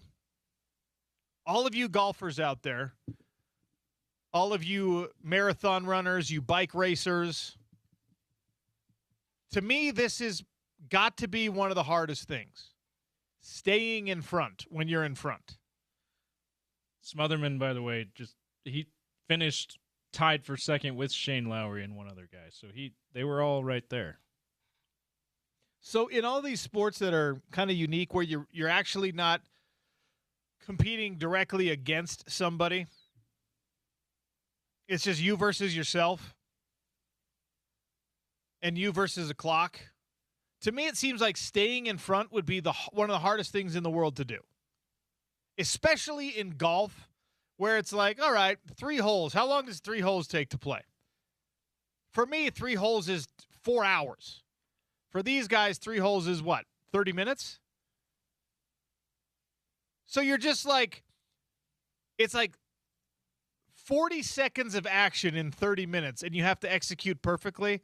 That would be the most nerve-wracking thing, the most insane thing. That gets my respect more than anything else I've ever seen in golf. The ability to deal with the pressure of being on top. Chasing someone, that's fun. That's reckless abandon. That's, hey, you know what? Let's lay it out on the line here. Going in like you're on hole 13 with a comfortable lead, that would be impossible to maintain for me. Well, first of all, I never would be in the lead in a golf game. But like in a marathon, I think it was the 10,000 meter speed skating race that happened where this Dutch guy, this 40-year-old Dutch guy, he just went way out in front of everyone and nobody even bothered to try to catch up to him because he was so far out in front in a gold medal race. And he somehow, with no one to look at, no one to chase, was just like, I'm going to just keep pushing this pace. That is a foreign concept to me. So I feel bad for Shane Lowry because then the headline is just like, oh, wow, look, he choked. He stinks. It's like, man, I feel like staying in front would be harder than anything else. I have to talk about this next one before we take a break because this is my personal nightmare in sports. I do not like unnecessary noises, loud noises, repetitive noises. My wife complains about what she calls my disorder. Misophonia is a real disorder. I don't know if you're familiar with this, but people who hate like clicking noises, they hate when people chew with their mouth open. Yep, I'm familiar. I am a misophoniac. I cannot stand when people chew loudly. I hate it. Drives me up a wall. Makes me dislike people who are otherwise very, very likable. Irrational. This is why I eat in here with the big glass. Correct. Double pane glass, just in case. I hope that I don't do that, but just in case. There used to be a radio program on that was it was an afternoon drive talk show on a Utah radio station. I'm not going to tell you what it was or who it was. I bet if you listened as often as I did, every week they would have kind of like a hot lunch segment type thing where people would bring them food and they would describe the food and they would eat the food on air. But the difference between them and me is they would actually eat the food on air and talk while they had food in their mouth, and they'd be like, on air. And I listened to this program religiously, but then I would find myself screaming at the radio and turning it off. 877-353-0700 if you know the two people I was talking about with that. It would drive me insane. Well, chewing is the worst thing, but just like any like loud noise, that when your microwave is finished and it lets you know it's finished with those excessively loud and persistent beeps, hate it, right? I would have had to, even if this was the only basketball game that I had ever attended, I would have had to leave. Mavs Pistons this weekend, the in-arena horn, you know the one, end of quarter, buzzer beater. James, it got stuck on. Do you know for how long it got stuck on? It was more than a quarter. It was 12 whole minutes. It was 12 continuous minutes of nonstop arena horn noise in the building. And they were showing people on camera, and they were getting mildly irritated. There was one guy who was losing his mind with his hands over his ears. Just leave, man. It's not worth it. When you have a rain delay, okay, you go out in the concourse, you grab a hot dog. When there's some kind of like lightning event, that sucks. But you kind of, it's like, oh, we're all in this together. You're all huddled up and in the shelter, whatever.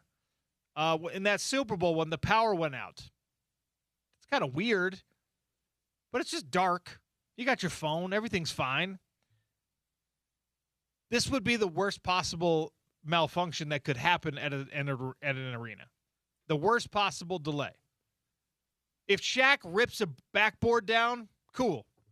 I'll wait for them to install a new one. I don't even care if it takes half an hour. I get to now tell everybody, yeah, man, sorry I got home late, but Shaq ripped the backboard down.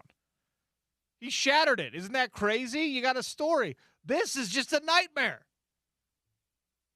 And the video I saw of it, because I didn't see it live, ESPN broadcast. So George Sedano, the sideline reporter, the great sideline reporter for ESPN, is at the scores table, and they've got a great view of the arena facilities guy or whatever for the Pistons, irritated as all get out because he can't figure out why the noise is still going. And George is like, you see this guy frantically going,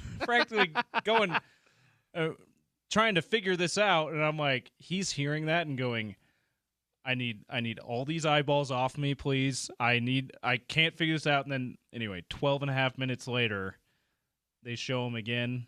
He figured it out, and the crowd, standing ovation for the man. So that was a funny part of it. It's like, if I were that guy, I'd be like, can you guys get that camera off me and stop talking about me? I can't focus. Be a total nightmare.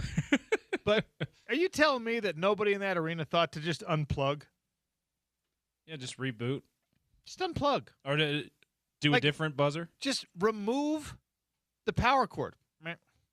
You know what they do in like a high school gym when they need a buzzer? And it's super low budget and they don't have the cool setup? The taboo game. They find the buzzer. No, they get an air horn. Oh, yeah. The one you can prank people with. You're telling me... I like the taboo buzzer idea better. You're telling me that there's not a person in that arena who knows where that horn computer is plugged in? Just unplug it, man. Let's just use an air horn. Plug it back in. We can't be dealing with this. Yeah. It's all digitized now, so it's like it's probably like a cyber attack we're gonna find out. Well, they did unplug. They did say it was a power surge that caused it and got it stuck, I guess. Yeah. Is what it was. But yeah, reboot. I don't know. You got to think that they tried that in 12 and a half minutes. There's no way. Maybe they didn't. I mean, I guess I have a rudimentary understanding of the technology behind these horns. But if you remove the power from it would stop. An amplified situation, it just has to stop. There's no power. Yeah, you'd think. I don't know. If it's got a battery backup, take the battery out. The other thing about just using an air horn is as long as the lights work on the backboard, it's not like the air horn has to be precise, because that would be a reason like, no, we're not using the air horn because we're going to be like, Yeah, we're going to be like 0.3 of a second late, and it's going to screw with stuff. No, you got the lights there. That's right on time. We're just doing the noise. Who cares if that's right on the time? The buzzer is for the fans. The players don't use the buzzer. Yeah, it's especially how long has it been that they put the lights on the backboard? Like, that's what you go off of. The buzzer is like the final death knell. You can't do anything after that. Yeah. As soon as the buzzer sounds, it's done. The buzzer does nothing for you as a player. It's all the visual of knowing and your awareness, obviously. You like see you the said, clock, you it's see the clock, light. you see the lights. You got to get the shot off before those things go 0-0. That's when the buzzer sounds. The buzzer is superfluous. The buzzer could ring the next day and it would be fine. I'm an anti-buzzerite. I don't Oh, even need buzzers anymore. anti-buzzerite. Turns out it's You just raging anti-buzzerite. Hey, guess what, everyone? It's just extraneous noise to add drama to the situation. Imagine, though, how much more dramatic it could be in utter silence. Oh. All you hear is the noise of the crowd. Squeak, excited or disappointed. the squeak of the sneakers, right? The ball on the hardwood. Yeah. And then there's that. It's my favorite. Genuinely, it's one of my favorite things in sports. When a shot goes up, an actual buzzer-beating shot, no one in an arena is making noise during that time. It's a as they wait to either say, oh, or they wait to, yay. Yeah. Maybe there's a player there, like a Draymond Green, be like, bleh, trying to distract you, but nobody else. So you don't need the buzzer, and you don't need it for 12 minutes. Yeah. By the way, be sure to check out the Alex Jensen Coaches Show, either on the station, 6 o'clock, here on your home of the Utes, or you want to go live at Slackwater because it's the last one planned for the year. Yeah, you want to attempt to mingle? Head over to Slackwater, Salt Lake City. Do not try to attempt to mingle with Alex Jensen. Not that kind of mingling. Not that kind of mingle. Just mingle, like, as in go say hi. He's a happily Shake his married hand. man, okay? Yeah. You cannot attempt to mingle Cameron Brink style. Bill Riley, voice of the Utes, will be hosting it as usual. So last one of the year, we'll see. Sometimes they'll say we're going to do one more during conference tournament or whatever. We'll see if that's the case. But this is as far as we know, the last one of the year. So last chance to go either to Slackwater to check it out or listen on the station. We'll have it in podcast form afterwards as well. UtahTickets.com. It'll be senior night against Colorado at the Huntsman Center. Alex Jensen Coaches Show tonight, 6 o'clock, live at Slackwater.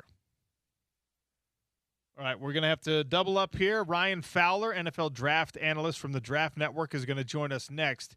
Does Utah have two offensive tackles that are going to be selected in the first round? Some say yes. We'll see if Ryan Fowler agrees. It's the Sean O'Connell Show on ESPN 700 and 92.1 FM.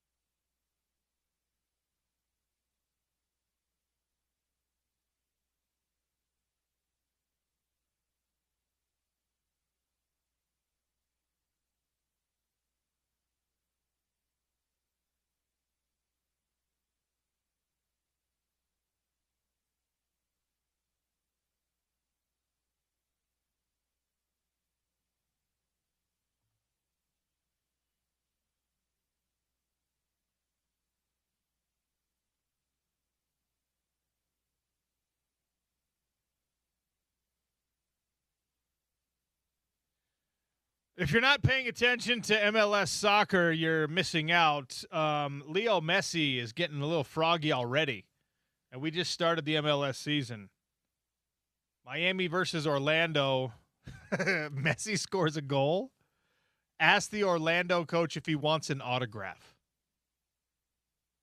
Now, that is emasculating in a way that I would be unable, my feeble brain would be unable to master the self-control necessary to not take that little tiny man and shake him violently. I get it. You're not supposed to touch Leo Messi, but he's playing in MLS soccer, and he's asking opposing coaches if they want his autograph when he scores goals. That's pretty harsh.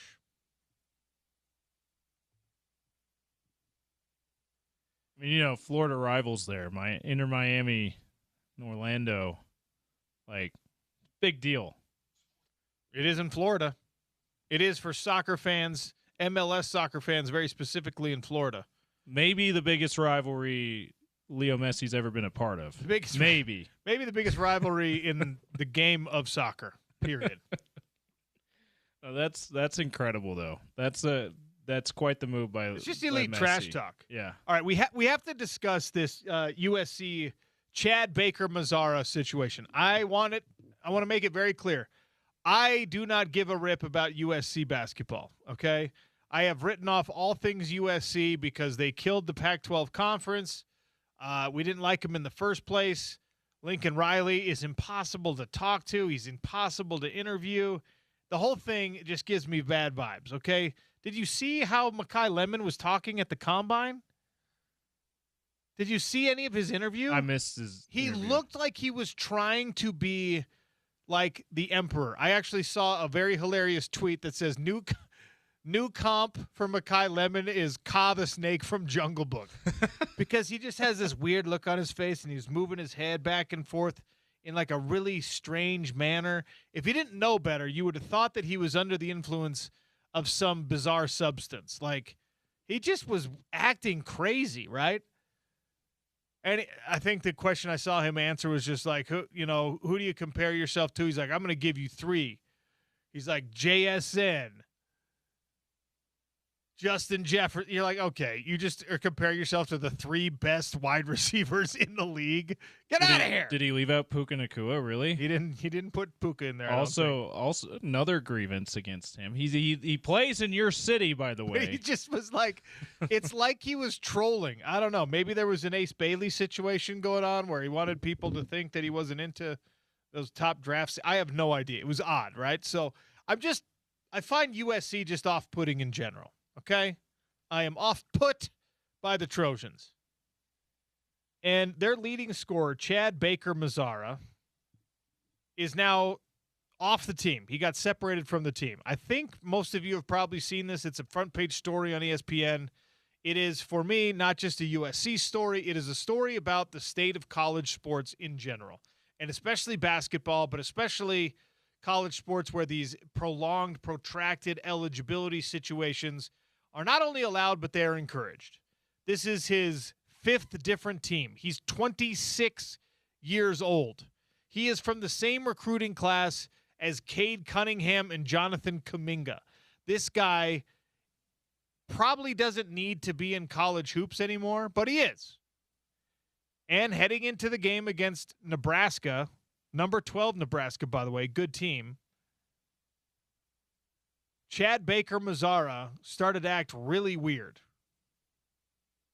He took a hard fall, and then he went over to Eric Musselman, and he said he could not go back in the game. Where have we heard this before? Has there been another prominent player in college basketball this year that has told his coach, hey, no, I can't? Yeah, there's someone from Kansas, I think, yeah. Now, Chad Baker-Mazara goes to Eric Musselman, says, I can't go back in. And he then goes and sits in the front row on the baseline next to some fans. So away from the team bench, but still on the front row on the baseline. Now, I think this is a high road situation, but what the answer that was given, like, why wasn't he sitting on the bench?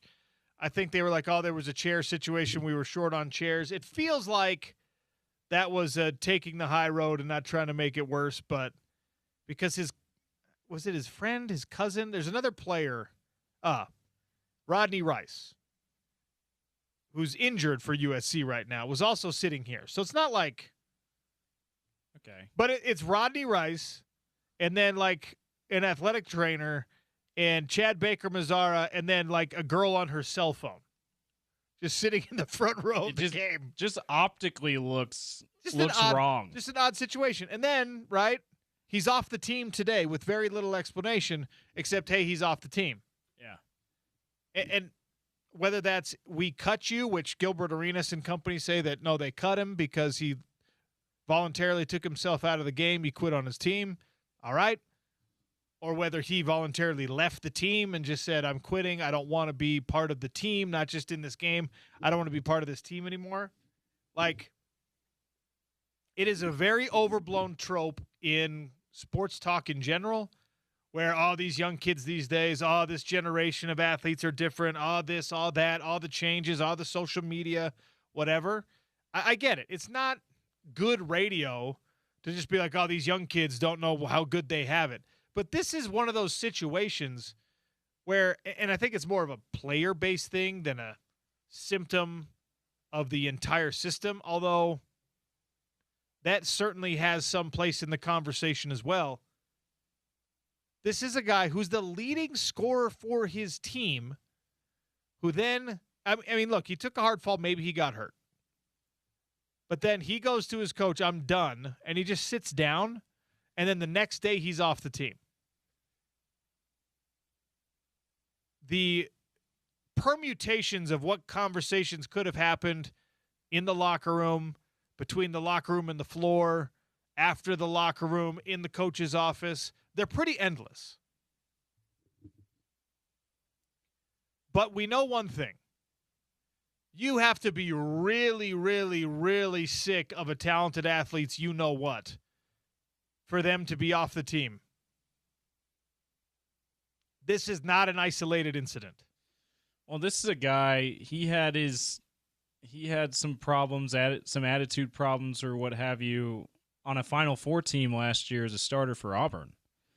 And yeah, Auburn, their head coach Bruce Pearl decided to retire.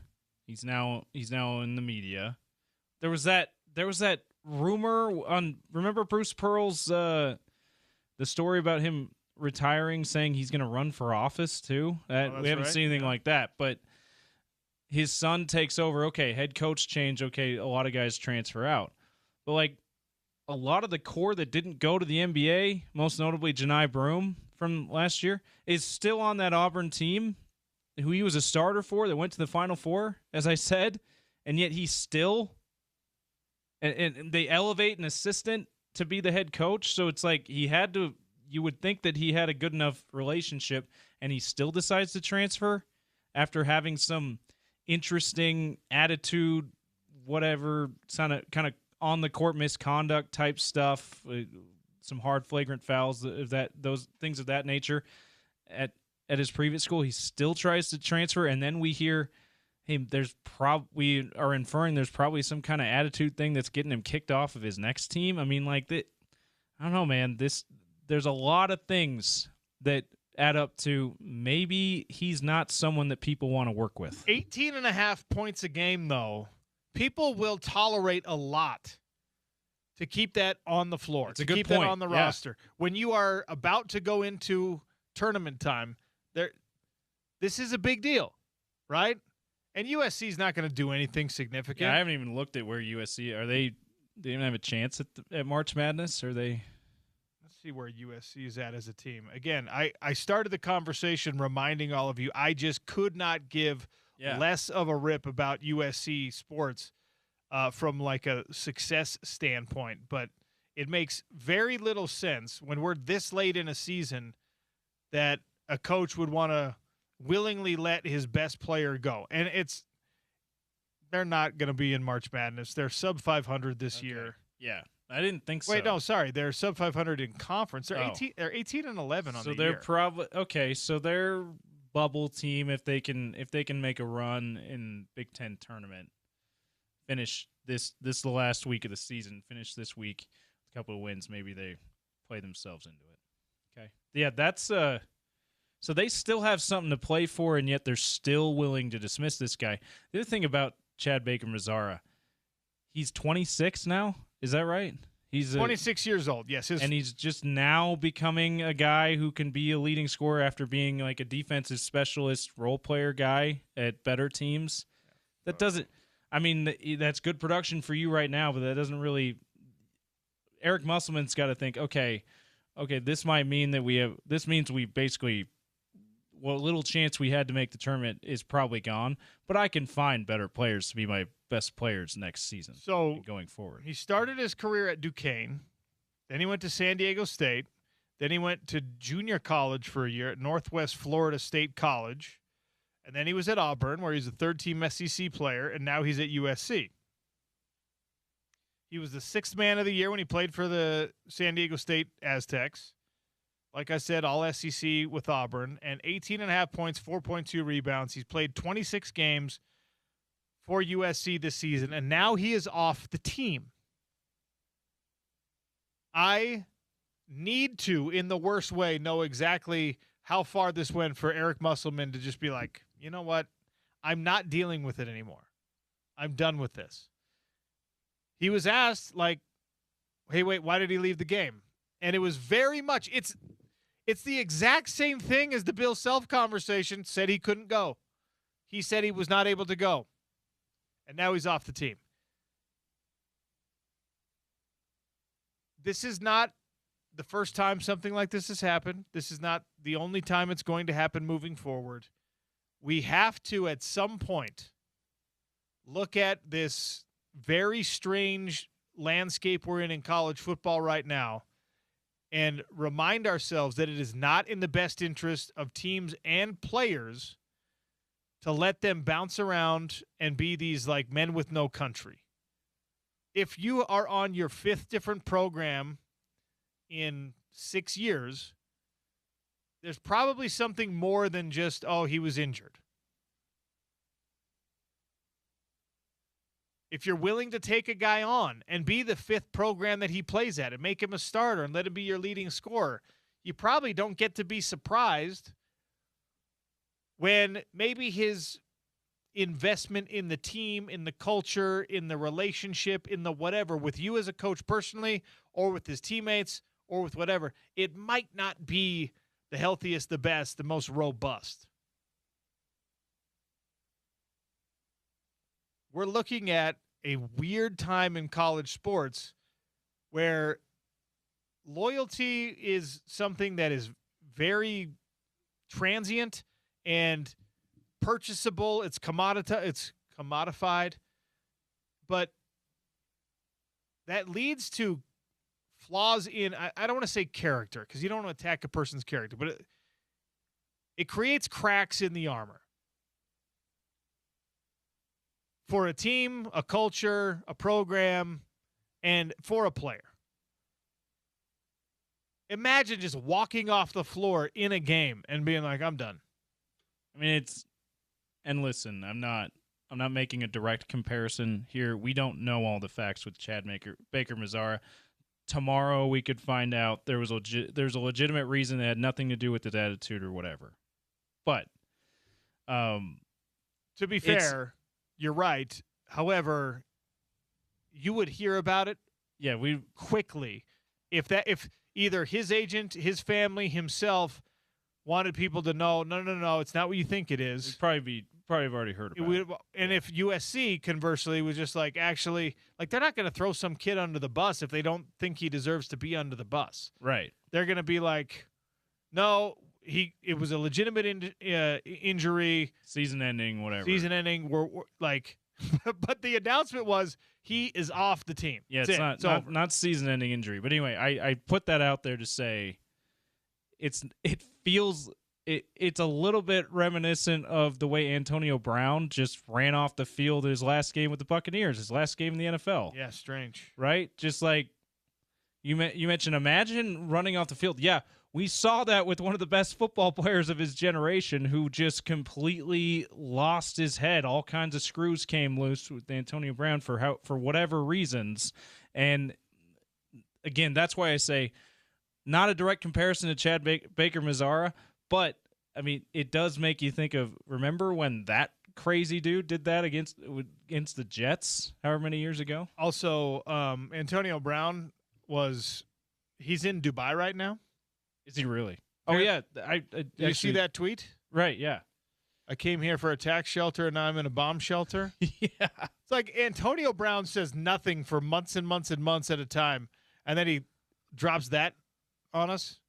You're like, dude, just stay off Twitter while there's international conflict happening. By the way, what a dumb, like, going through his head, why don't this would be very clever. And it's true. So let's send this. Like, the come IRS on, man. is just like, thank you. We didn't know where you were. Goodness gracious. Yeah, look. When Antonio Brown went through that, right? First of all, people wanted to attack like his personality, his character, whatever. And then people had to kind of zoom out a little bit, and after some conversations with people that were around him more often, it became clear that there's a mental health issue going on, and probably is a mental health issue going on with Antonio Brown. Now, that is not a free pass to do whatever you want or act however you want, and you still have to be accountable to other people, and there are millions and millions and millions of individuals who live with mental health struggles every single day, and they show up for work, they show up for their families, they're highly functional and they treat people well. They take the medication they're supposed to take, or they use the therapy they're supposed to use, or whatever it is, right? So, like, you can't just use that as your catch-all excuse for everything. But, again, I keep going back to the system we're in right now. There is, if we allowed players to slip through the cracks when they were at a place for 4 years or 5 years on their way to a degree, and we still didn't know everything that was going on with people, and you would hear the unfortunate stories like the person who, has a severe mental break or something, the ultimate disaster happens or whatever, and the people around them are just like, oh, yeah, I can't believe it. I wish they would have talked to me. I didn't know, whatever. Like, if that is a thing in a traditional system where you get to go to a place and stay there, imagine how much more prevalent it is when you're a man with no country. When the first time you get into a conflict with your coach, you can, without penalty, without issue, without even people raising eyebrows, you can just be like, I'm leaving. And that coach is happy to have you go, and the next coach is happy to have your talent. And there's not enough potentially digging into, like, what are the root causes of your transient nature, young man, young woman? Why are you not able to stick anywhere you go? Is there some kind of issue with you? Or is there some personality disorder happening here? Is there some kind of oppositional defiance that we have to get to the root of? This is never going to be a commonplace thing in sports, but it's becoming more believable and more just like, oh, yeah, actually, that kind of like logically tracks that this person who's at his fifth school is now walking out on his fifth school. And he's doing it this time in a more drastic manner instead of in an offseason, he's doing it in a game. We have failed, again, the adults in the room have failed to acknowledge how the mobility, the lack of investment can affect a person's ability to handle conflict, deal with conflict, get over struggle, overcome adversity.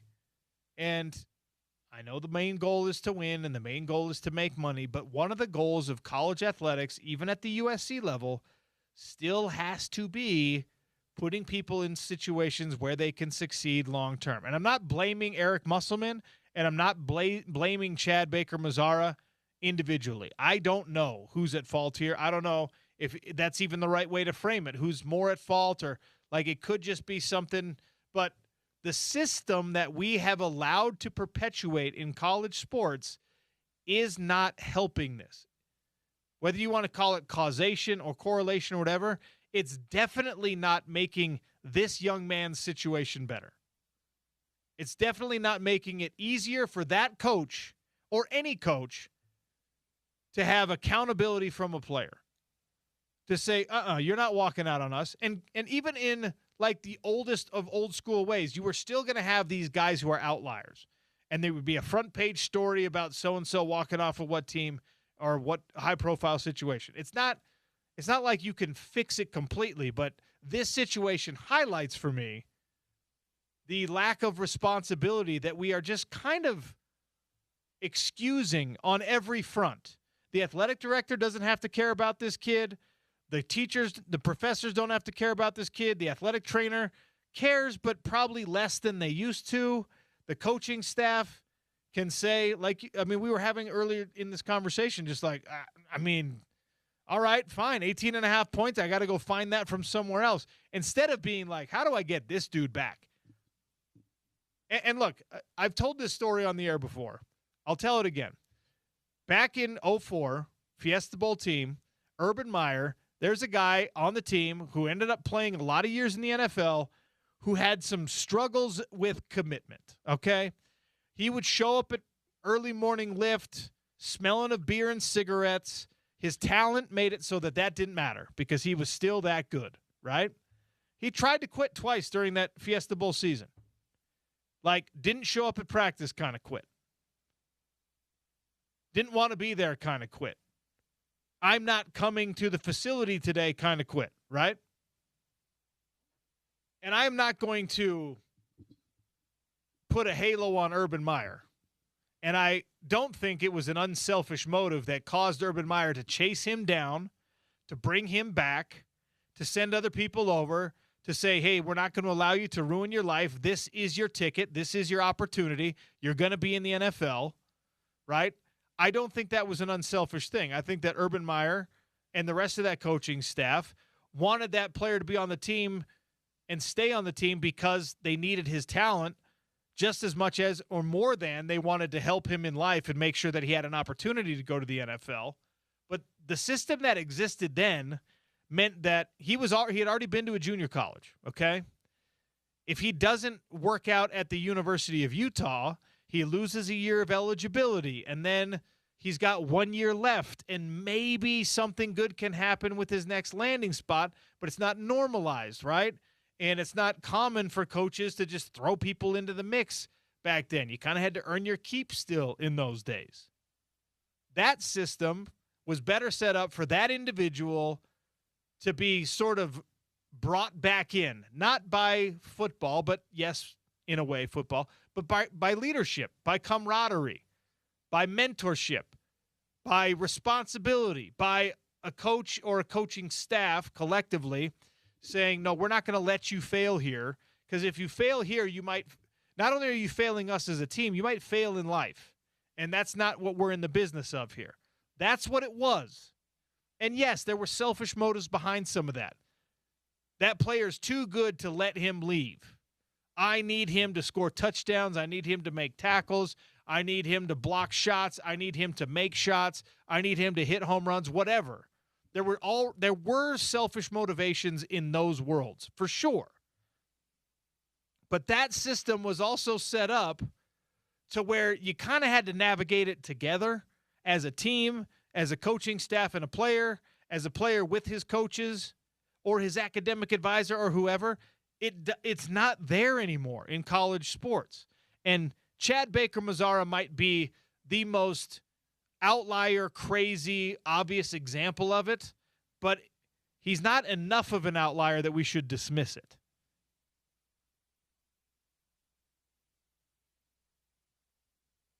It's probably not going to happen to your kid when they get recruited by 4 different schools.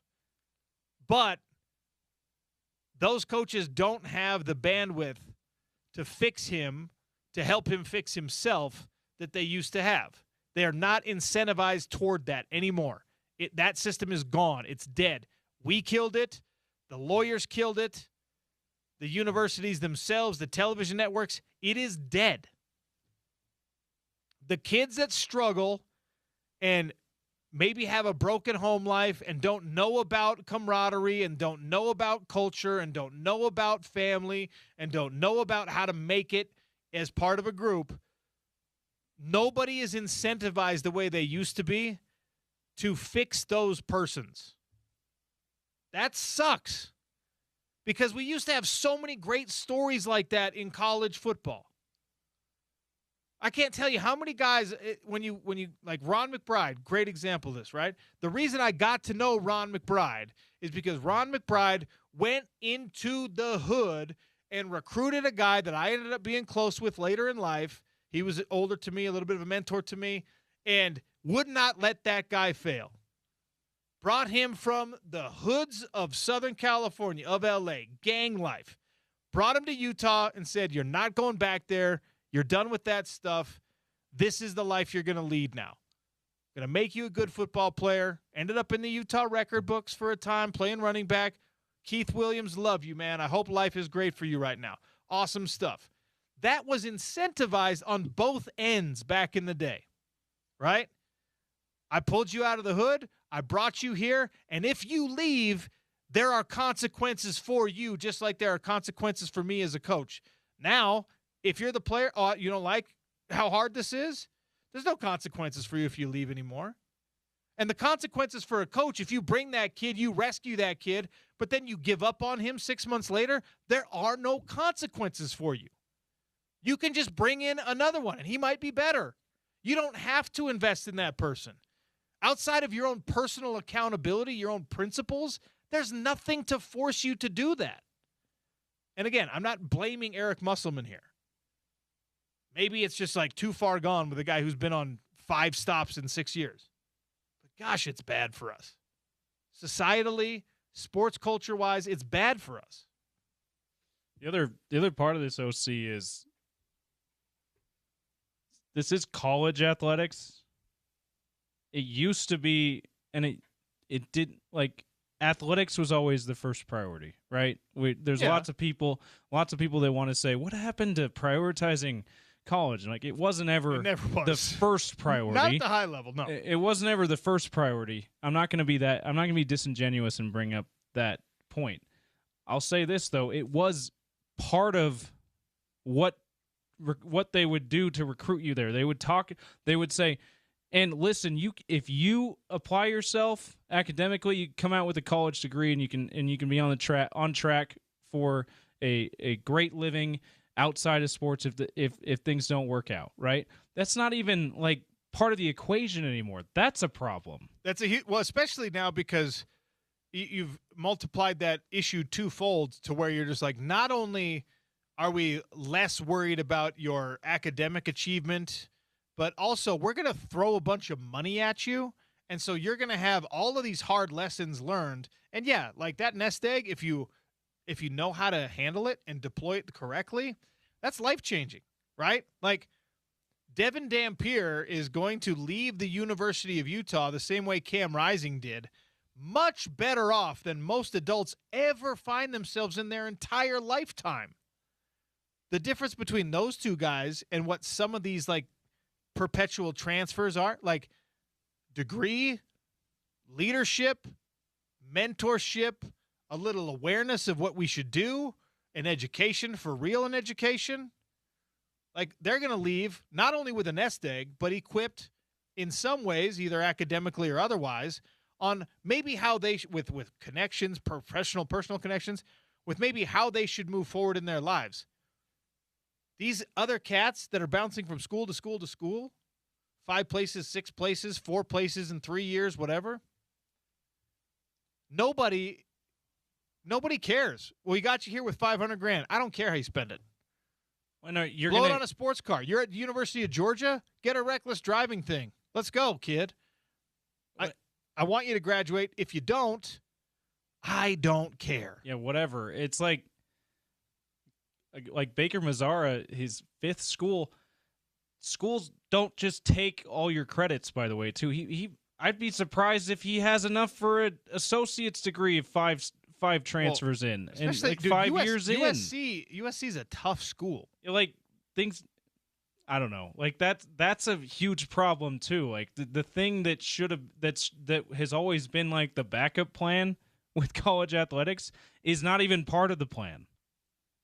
All right, we got to take a break here. We're going to talk a little draft. Ryan Fowler, NFL draft analyst from the Draft Network, Spencer Fano, Caleb Lomu, Dallin Bentley, Logan Fano, Lander Barton, all had very, very different combines. But we'll get to each with Ryan Fowler next. It's the Sean O'Connell Show on ESPN 700 and 92.1 FM.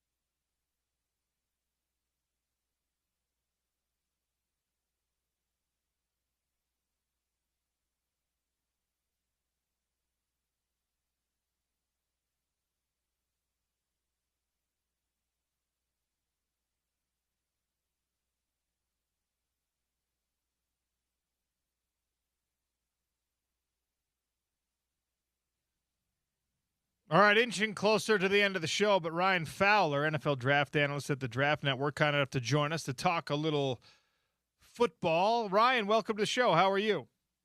I'm doing well. Appreciate you having me on. Yeah, thanks for taking the time. I know this is a busy, busy time of year as we march closer toward that NFL draft, and we're coming right off the combine. Obviously, people around here are pretty dialed in on Spencer Fano and the performance that he had as the Outland Trophy winner. He was great on the field. We thought that his athleticism would translate well at the combine, and it looks like it did. What's the scuttlebutt around Spencer Fano right now when it comes to this upcoming draft? Yeah, you really hit the nail on the head there, Sean. I think overall, when you watch Spencer Fano move, right, the foundation of any offensive lineman, really all in football, starts with footwork. And the way that he moves, whether he's playing tackle long-term in his career or playing guard, or even some teams requested to see him snap at center after his workout, he's going to be a high-level player early on in his career. The ability to mirror different body types, whether he's facing a guy at tackle that's 245-pound Micah Parsons or a guy that's, Myles Garrett at 275-plus pounds, those types of body types. I think overall everything on the tape showcased a high-level mover and a high-level technician with what he does with his hands, mixing up different level looks as far as is he vertical setting guys, is he jump setting guys. And then he just checked off those boxes, not only on the field, But really the biggest thing is really at the combine is just behind the scenes, right? Learning who these players are as young men coming into a community, however that organization is. I think Spencer, as far as a guy, has a high-level character, loves the game of football, very high-level, just individual overall. I think everything for him was going to the combine to where he could have sat out. He didn't have to participate, but he showed up, he competed, and for me, really solidified himself as what he should be, a top 15 pick in this class. So I wanted to ask you about that part you just mentioned there, the choice to participate or to sit out. We're seeing more and more a lot of elite players feel like they don't have to, and they don't, right? Teams will evaluate them through individual workouts, for pro days, whatever. For somebody like Spencer Fano, who is debatably tackle number one, Francis Mauigoa in that conversation as well, he did not. He went, measured, interviewed, did not participate in the drills. Spencer obviously did. Do teams or the league in general view those two things with a significant difference, or is it just kind of like personal preference and we'll take you whichever you do, kid? Yeah, nowadays it is a personal preference. I mean, you could look to Jeremiah Love, right, running back from Notre Dame, arguably the premier player in this class, and he runs 4.3. He didn't have to do anything the rest of the day. He could have sat out and just stayed on his phone if he wanted to, but he goes and does all the positional drills. That's something there to where for some scouts to say, look, we're happy you competed. We didn't want to see you hurt yourself out there, but happy that you did. I think nowadays, overall, there's so many guys that are in these players' ears. It used to be just, hey, 15 years ago, you get an invite to Indianapolis, you're showing up and you're competing no matter what. You're doing everything. Guys don't even do the 3-cone drill. You got receivers like Mekhi Lemon saying, hey, I'm just going to do the gauntlet, and I'm not doing anything else. You got guys that are not even at the combine that would have loved an opportunity to go there and compete. So when I think of it from a league perspective, it is a pick and choose as far as if you're an organization that really values those types of things. But I think in this situation, when you're talking about Fano, when you're talking about Mauigoa, when you're even talking about the larger landscape of this offensive tackle class, where bottom line, Sean, there's not a lot of pure offensive tackles in this class, and they're trying to see guys in front of them and confirm those athletic intangibles. I think in this case, where you don't have a class where there's a Joe Waltz at the top where he's a solidified OT1, they wanted to see Mauigoa out there on the field. They even talked to a few scouts this week that were upset that he was not out there. And then on the contrary, happy that Fano went out there and did everything that he needed to do. So it really is up to the player and their respective camps of doing what they want to do at the combine. But I do feel like as these years go on, it's just unfortunate that even though you do get an invite to Indy, it's more so focusing on the interviews than rather coming out and participating in the on-field and testing portion of the drills. Well, Fano's the headliner, and he has been all year, but right behind him has been Caleb Lomu, and obviously bookended on the other side of that Utah offensive line all year. And some offensive line experts you talk to say, like, he actually might have as high of an upside or even higher upside because of his pass sets than Spencer does. And he also performed well, 4.99 in the 40 and tested well. They jumped basically the same. I mean, they're mirror images of one another personality-wise sometimes too. Caleb Lomu is, like I said, he's not the headliner. He's not going to be in that top 15 conversation, but he is in the first round conversation. How much did he help himself? I thought he helped himself a bunch. You mentioned the 4.99, the ability to get out in space. I think Caleb, as far as looking at this tackle class, where really a lot of the focus right now, Sean, is on Monroe Freeling from Georgia, Max Ihenachor from Arizona State, and that back end of round one. I think Caleb Lomu absolutely should be in that category. Even Caden Proctor, of course, from Alabama, whether he's a tackle, whether he's a guard at the NFL level. But for Caleb, I think his best football is 2 to 3 years, 4 years down the road. I think he still has room to add muscle mass. They've been talking to some teams in the process. That's what they've mentioned. They think, hey, this is a guy that can come in with 2 years at left tackle, playing some high-level ball in a good conference in a well-coached offensive line group opposite of Spencer Fano, and guys that can come in and compete right away. Again, and having that trajectory with player development that goes overlooked every single year, no matter the position that you're drafting. So Caleb, for me, is absolutely a late first-round prospect, interested to see what offense he lands in. But I think as a big physical player that can win A to B in the ground game, and also you mentioned his pass pro sets where he arrives with poise, he got really good hands. The athleticism continues to evolve, and as I mentioned, he's going to get stronger as he fills into his body. Very interesting young player that I think is going to have a heck of an NFL career. Bentley went as a tight end, and he had a great year for Utah after kind of waiting in the wings and sitting behind some higher profile players at the university. He had a great final season, and he's a much more traditional big body tight end than like Brant Keithy, who will have to figure out what his future looks like. And he tested really, really well. High relative athletic score, good 40, good vertical, strong guy, all this stuff. And I know that he's nowhere near a day one guy, but with this tight end class this year, and I mean, Sadiq running a 4.4, it's ridiculous, right? But he's like, Dallin's 255 pounds, and you can put his hand in the dirt at the end of the line, and he's going to block his butt off for you. What do teams think of guys like him and him specifically right now?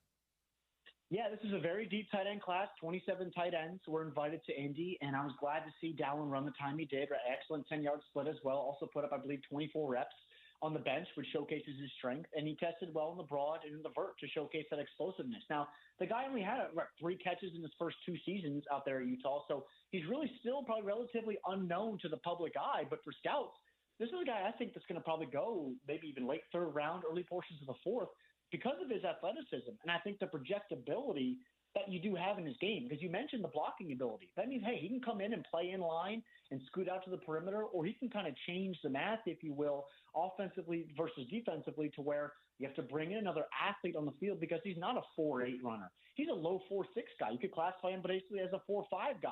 And when he gets the pads on, he'll go through you, around you, or even over you and have that type of athleticism. I mean, I posted a video on my X a few weeks ago, Sean, of Dallin doing a backflip at 262 pounds. Now, there's some scouts out there that aren't going to say, hey, look, we're just going to draft this guy because he can do that. But that does showcase the type of athleticism and potential projectability that this kid has as a potential tight end 2 or tight end 3 for an offense somewhere. So I'm very interested to see where he lands, what type of offense, and do they prioritize 12 or 13 personnel? And if they do, I think he's someone that's going to outplay his draft slot very quickly. We're talking upcoming NFL draft with Ryan Fowler, draft analyst. BYU obviously has a lot of attention here, even on the home of the Utes as well. They had a great football season. And Jack Kelly, one of their linebackers, despite injury, was pretty productive this past year. And then he goes out to the combine and shows off, I think, for some, surprising athleticism. We knew he was a really good player, but, I mean, he had like a 37-inch vertical, if I'm not mistaken, ran incredibly well, and I think helped himself, which is it's always what you're out there to do in Indianapolis. What were you hearing about Jack Kelly? Yeah, I really didn't like Jack Kelly last year. I was hoping he was going to come out, and I was talking to even some teams last year, say, hey, man, this guy can probably sneak into the later portions of day 2. Goes back and has another year. He just really fits that modern-day type of defender within the front 7, to where he can play some edge, he can play some off-ball backer. He's 6'2", he's 240 pounds. So is he going to be that guy that lives on early downs against the run off the edge? No. But he can be a guy that can play that even in the same draft, the Harold Perkins Jr. type, the Arvell Reese type, to where you are versatile in what you do along the front 7. You mentioned the athleticism. He had a 7-1-2 cone drill as well, as far as a guy that can change direction and work out in the open field. So Jack Kelly probably still in that day 3 bucket, kind of a tweener, if you will, if you want to play the negative type of things with him, play devil's advocate. But overall, just a very productive football player with a ton of experience, a guy that loves the game, high character player, a lot of great things from his camp, from teams in the interview process. So I think early portions of day 3 is when to expect Jack Kelly's name to come off the board as a versatile hybrid piece within a front 7. Just give me a guy from the combine or whatever other reason where you're just in love with this person. You think they're going to be a great NFL player. We've seen some of these combine warriors that don't work out. We've seen some guys who their insane numbers translate very directly onto the field. Who's someone that is jumping out at you for whatever reason? Yeah, I'll say positively, I think I look at a couple of the tackles. I think Monroe Freeling from Georgia or Caden Proctor, him coming in, at 352, under 360 was a huge thing with him. He's a big, massive physical player, but I think both those guys really showcase themselves well. Even Dylan Dynaman from Oregon, the safety, I don't think he gets out of round 1. I think on the opposite side of the coin, though, Sean, I look at 2 guys. One is Denzel Boston, the receiver from Washington. I'm just much lower on his ability. And the reason why I say that, he's a big physical target, but the explosiveness that I didn't see on tape is the exact sort of things I didn't see at the combine, even in testing and even in on-field drills behind the scenes. Like I'm not seeing it a lot with him to where you go to the NFL level and you're going to face guys that have 33-inch arms on the outside. Can you get off the line of scrimmage? I like that you're 6'3", 6'4", and go up and play the 50-50 ball and be a red zone threat, but can you do the little things? Can you separate on 3rd and 4 hitch in a divisional ball game in November? I don't know if Denzel Boston's going to be a guy I would rely on to do that right now. Now, that's not to say I don't like the guy, but I still think he's a second-round pick more so than a top 15 to top 20 pick in this class. And then also on the defensive side of the ball, Keldrick Falk. I still think probably he's going to be a top 25 selection in this class, but when I look at his body type, I think there's a lot of baby fat still on his body. I know he's still growing into himself, but I wanted to see a little bit more as far as the explosiveness, the bend and versatility on his tape, and even in the drills in Indianapolis. As far as that flexibility and explosiveness around the corner, the hoop drill that they do with the big guys. He's a big, young kid, but overall, I just wanted to see more explosiveness on tape that warrants, if I'm a GM, to say, look, we're going to draft this guy in the top 15, and he's going to be a guy that's maybe here for the next 8 to 9 years on multiple contracts. I just don't see that right now with Keldrick Falk from Auburn. There was some conversation around the combine itself. You know, Jags didn't go, Rams didn't go. The fact that, you know, some of the top players are not participating anymore. Do you need to change the invite process to only people who do plan on working out? Do we see any significant changes moving forward with the combine itself? I think there has to be, and you've seen the last few years with the Big 12, right, having their own pro day, a lot of guys doing their own separate workouts. You know, as I mentioned earlier, Sean, I would love to see everybody that gets an invite to show up and compete. I think there may be some changes. I don't know exactly what those are, but as far as the larger landscape of it, if guys just don't want to go to Indy and compete, they're just not going to. So I think that's going to be also a question to the agents as far as, hey, look, we get an invite, we'd like to see your guys at least show up and compete. And I think that's stuff that happens behind the scenes more so than large-scale changes here over the next few years. Ryan, thank you so much for joining us today. I know it's a busy, busy time of year. Let's check in again right around the draft, okay? Absolutely. Sounds good. Thanks as always, Sean. Ryan Fowler, NFL and college football analyst, draft insider, formerly with the Commanders. He hosts Commanding the Huddle. Really dialed in, not only on the players from Utah and from BYU and from the Big 12, but everyone around the country. And that last guy he's talking about, Keldrick Falk of Auburn, when we're talking about – this is what's so fascinating about the NFL Scouting Combine. Talk about a guy who's developing, who's got some baby fat on his frame still. He's 6'6", 285 pounds, and had, like a 35-inch vertical. So, yeah, 35-inch vertical, 9'9" broad. That's the developing puppies they're talking about when they're relating to other NFL players. Pretty crazy.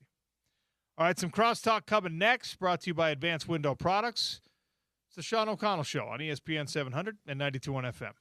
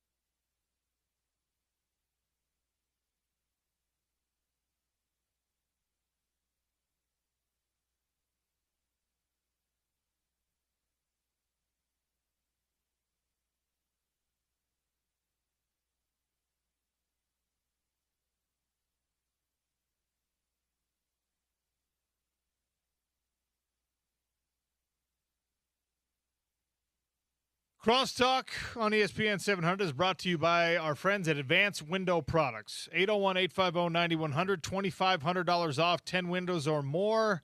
Look at that. Rain is coming. Springtime coming. Heat is coming, which means you need your house to be energy efficient. Best way to do that, get yourself some new windows, lower your heating and your cooling bills. Tell them OC sent you. Tell them Spence Checketts sent you. AdvancedWindows.com. The Drive is next. The Sean O'Connell Show is wrapping up. Hi, Spence. Hello, Sean. How are you? Great. We were talking during the break. I can't fathom being Spencer Fano's size and running a sub 540. There were 9 guys that tried out as offensive linemen at the Combine who ran sub 5 flat 40s. 9. I mean, for a 170-pound person, that is a good 40-yard time. 311. He's like 6'4", 311, and he runs a sub 540. Yeah. When I saw the numbers, we've all known that he's awesome for a long time, but when I saw those numbers, and Caleb had a really good showing too. He ran 4.99. It's amazing. So I never know which mock to look at. Porter makes fun of me because I still talk about Mel Kiper only because he's doing it forever. But I think Kiper has Spencer at 5. And then I don't know that he has Caleb going to the first round, but that might change with the Combine results, I would imagine. Well, and Ryan Fowler, who just joined us, you can hear that conversation at ESPN700sports.com, talked about the fact that, these teams are wondering about, like, true tackles, right? The big, long-armed, great footwork kind of guys, or are we talking positional versatility with some of these guys? Look, Caleb Lomu is a tackle. Yeah. And if teams need tackles like the San Francisco 49ers and other teams in that situation, he's a good guy to go after. Mm-hmm. He's got long arms. He's a big boy. He's incredibly intelligent. We'll see. Both of these guys, well, not just both. I mean, Dallin Bentley as well, Jack Kelly as well. Hopefully Logan Fano, we'll see what he and Lander do in the pro day workouts at the University of Utah. We should have some news on when that's going to happen sooner than later.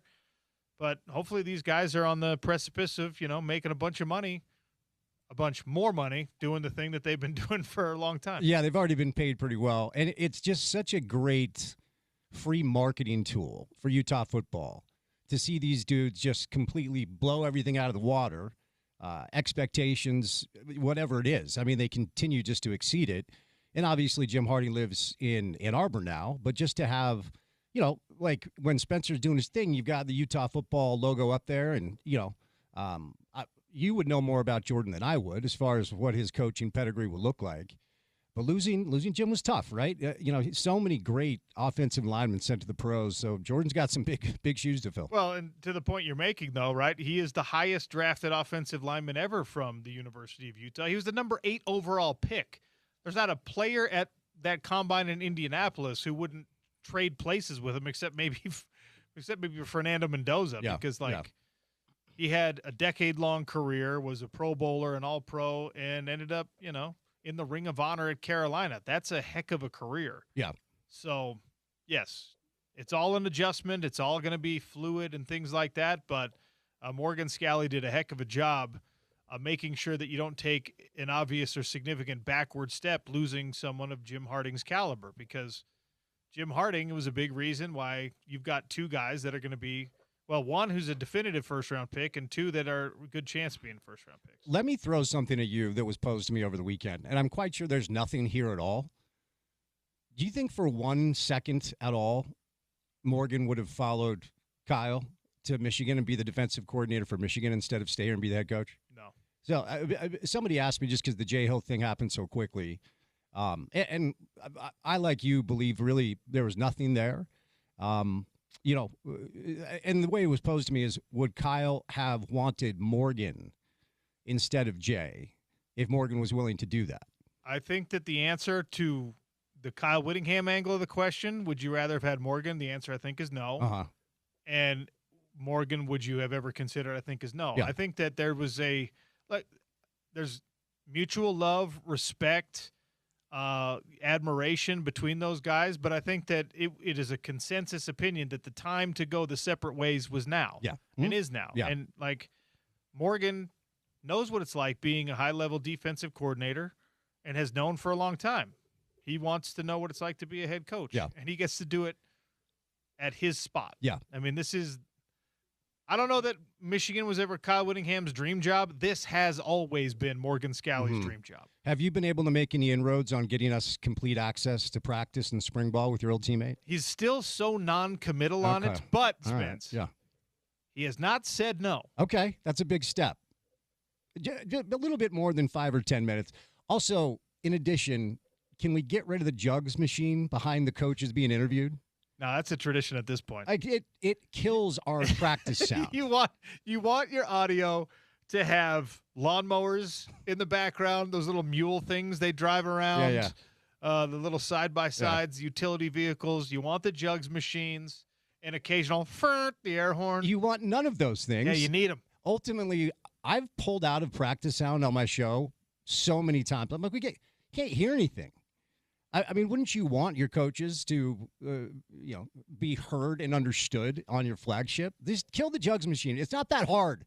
Wait 10 minutes. Well, the thing is, you don't even have to kill it. You just have to pick them up and move them further away. Right. Because there's this, for people who don't know, the videos that you see, they have this Utah backdrop, right? It's a very natural spot to do it. It's right before the players go up the stairs into the athletic facility, and there's this corner of concrete walls where they set up those stand and repeats, step and repeats, right? Yep. That's where the backdrops are. That's great. It's a very natural spot. You as an athletic reporter, you don't have to move far out into the player space. The problem is the jugs machines are right there. They have, 7 acres of space where they could put those jugs machines, and it's just right there instead. Mark Harlan's a big listener. Paul Kirk, big listener. Our guy, Keeler, right? Keeler McJunkin, so if junk. Yeah, indeed. So if any of you are listening, and if you care about us at all, no, you're not listening. You reverse psychology, all right? Keep them where they are. You want to just lean into it. Just let's go. All right. Well, he's your former teammate. I'm talking about Morgan Scalley. I'm a proud fraternity brother of Morgan Scalley. Between the two of us, we might be able to make some progress on either the jugs machines. Let's be clear. Throw that in there at the end. And potentially, I said machines. Don't look at me like that. No, it's great. And then a little more access to practice, which would be nice. A 12-minute air horn going off at an NBA game. What do? You kick him out. You leave. Yeah. You kick him out or you just take off. Ridiculous stuff. Jokic is in town tonight. I am actually going to go to a Jazz game. I don't believe that. No, I'm going to go. No, I don't believe it. Our guy Trey, Gerald Fitzgerald, who just celebrated a birthday a couple days ago, big Nuggets fan, got some tickets. And Jokic is worth it, man. I mean, I don't need to see Isaiah Collier leading the team back from a 45-point deficit for the 75th time this year. But I'll watch Nikola Jokic. Excited about that. I will show up and I will find you. Now you're lying. We're both lying because Spence isn't going to go either. I'm going. I have plans. I don't believe you. I'm going to send you a picture and you're going to owe me an apology and a baklava shake. That's not the currency of all transactions here. It was so good, though. It's so good. I need to get one on the way home now because James owes both of us one. Yeah, James. Yeah. That was the worst bet for James. Yeah, why? He didn't have a chance to wager or even to put his own bet in. We did 2 random shots at the final score, then every other possibility James loses. Yes. So James versus the field. Oh, indeed. All right. Stay tuned for The Drive. Thanks for listening to the Sean O'Connell Show. We'll do it again tomorrow on ESPN 700 and 92.1 FM.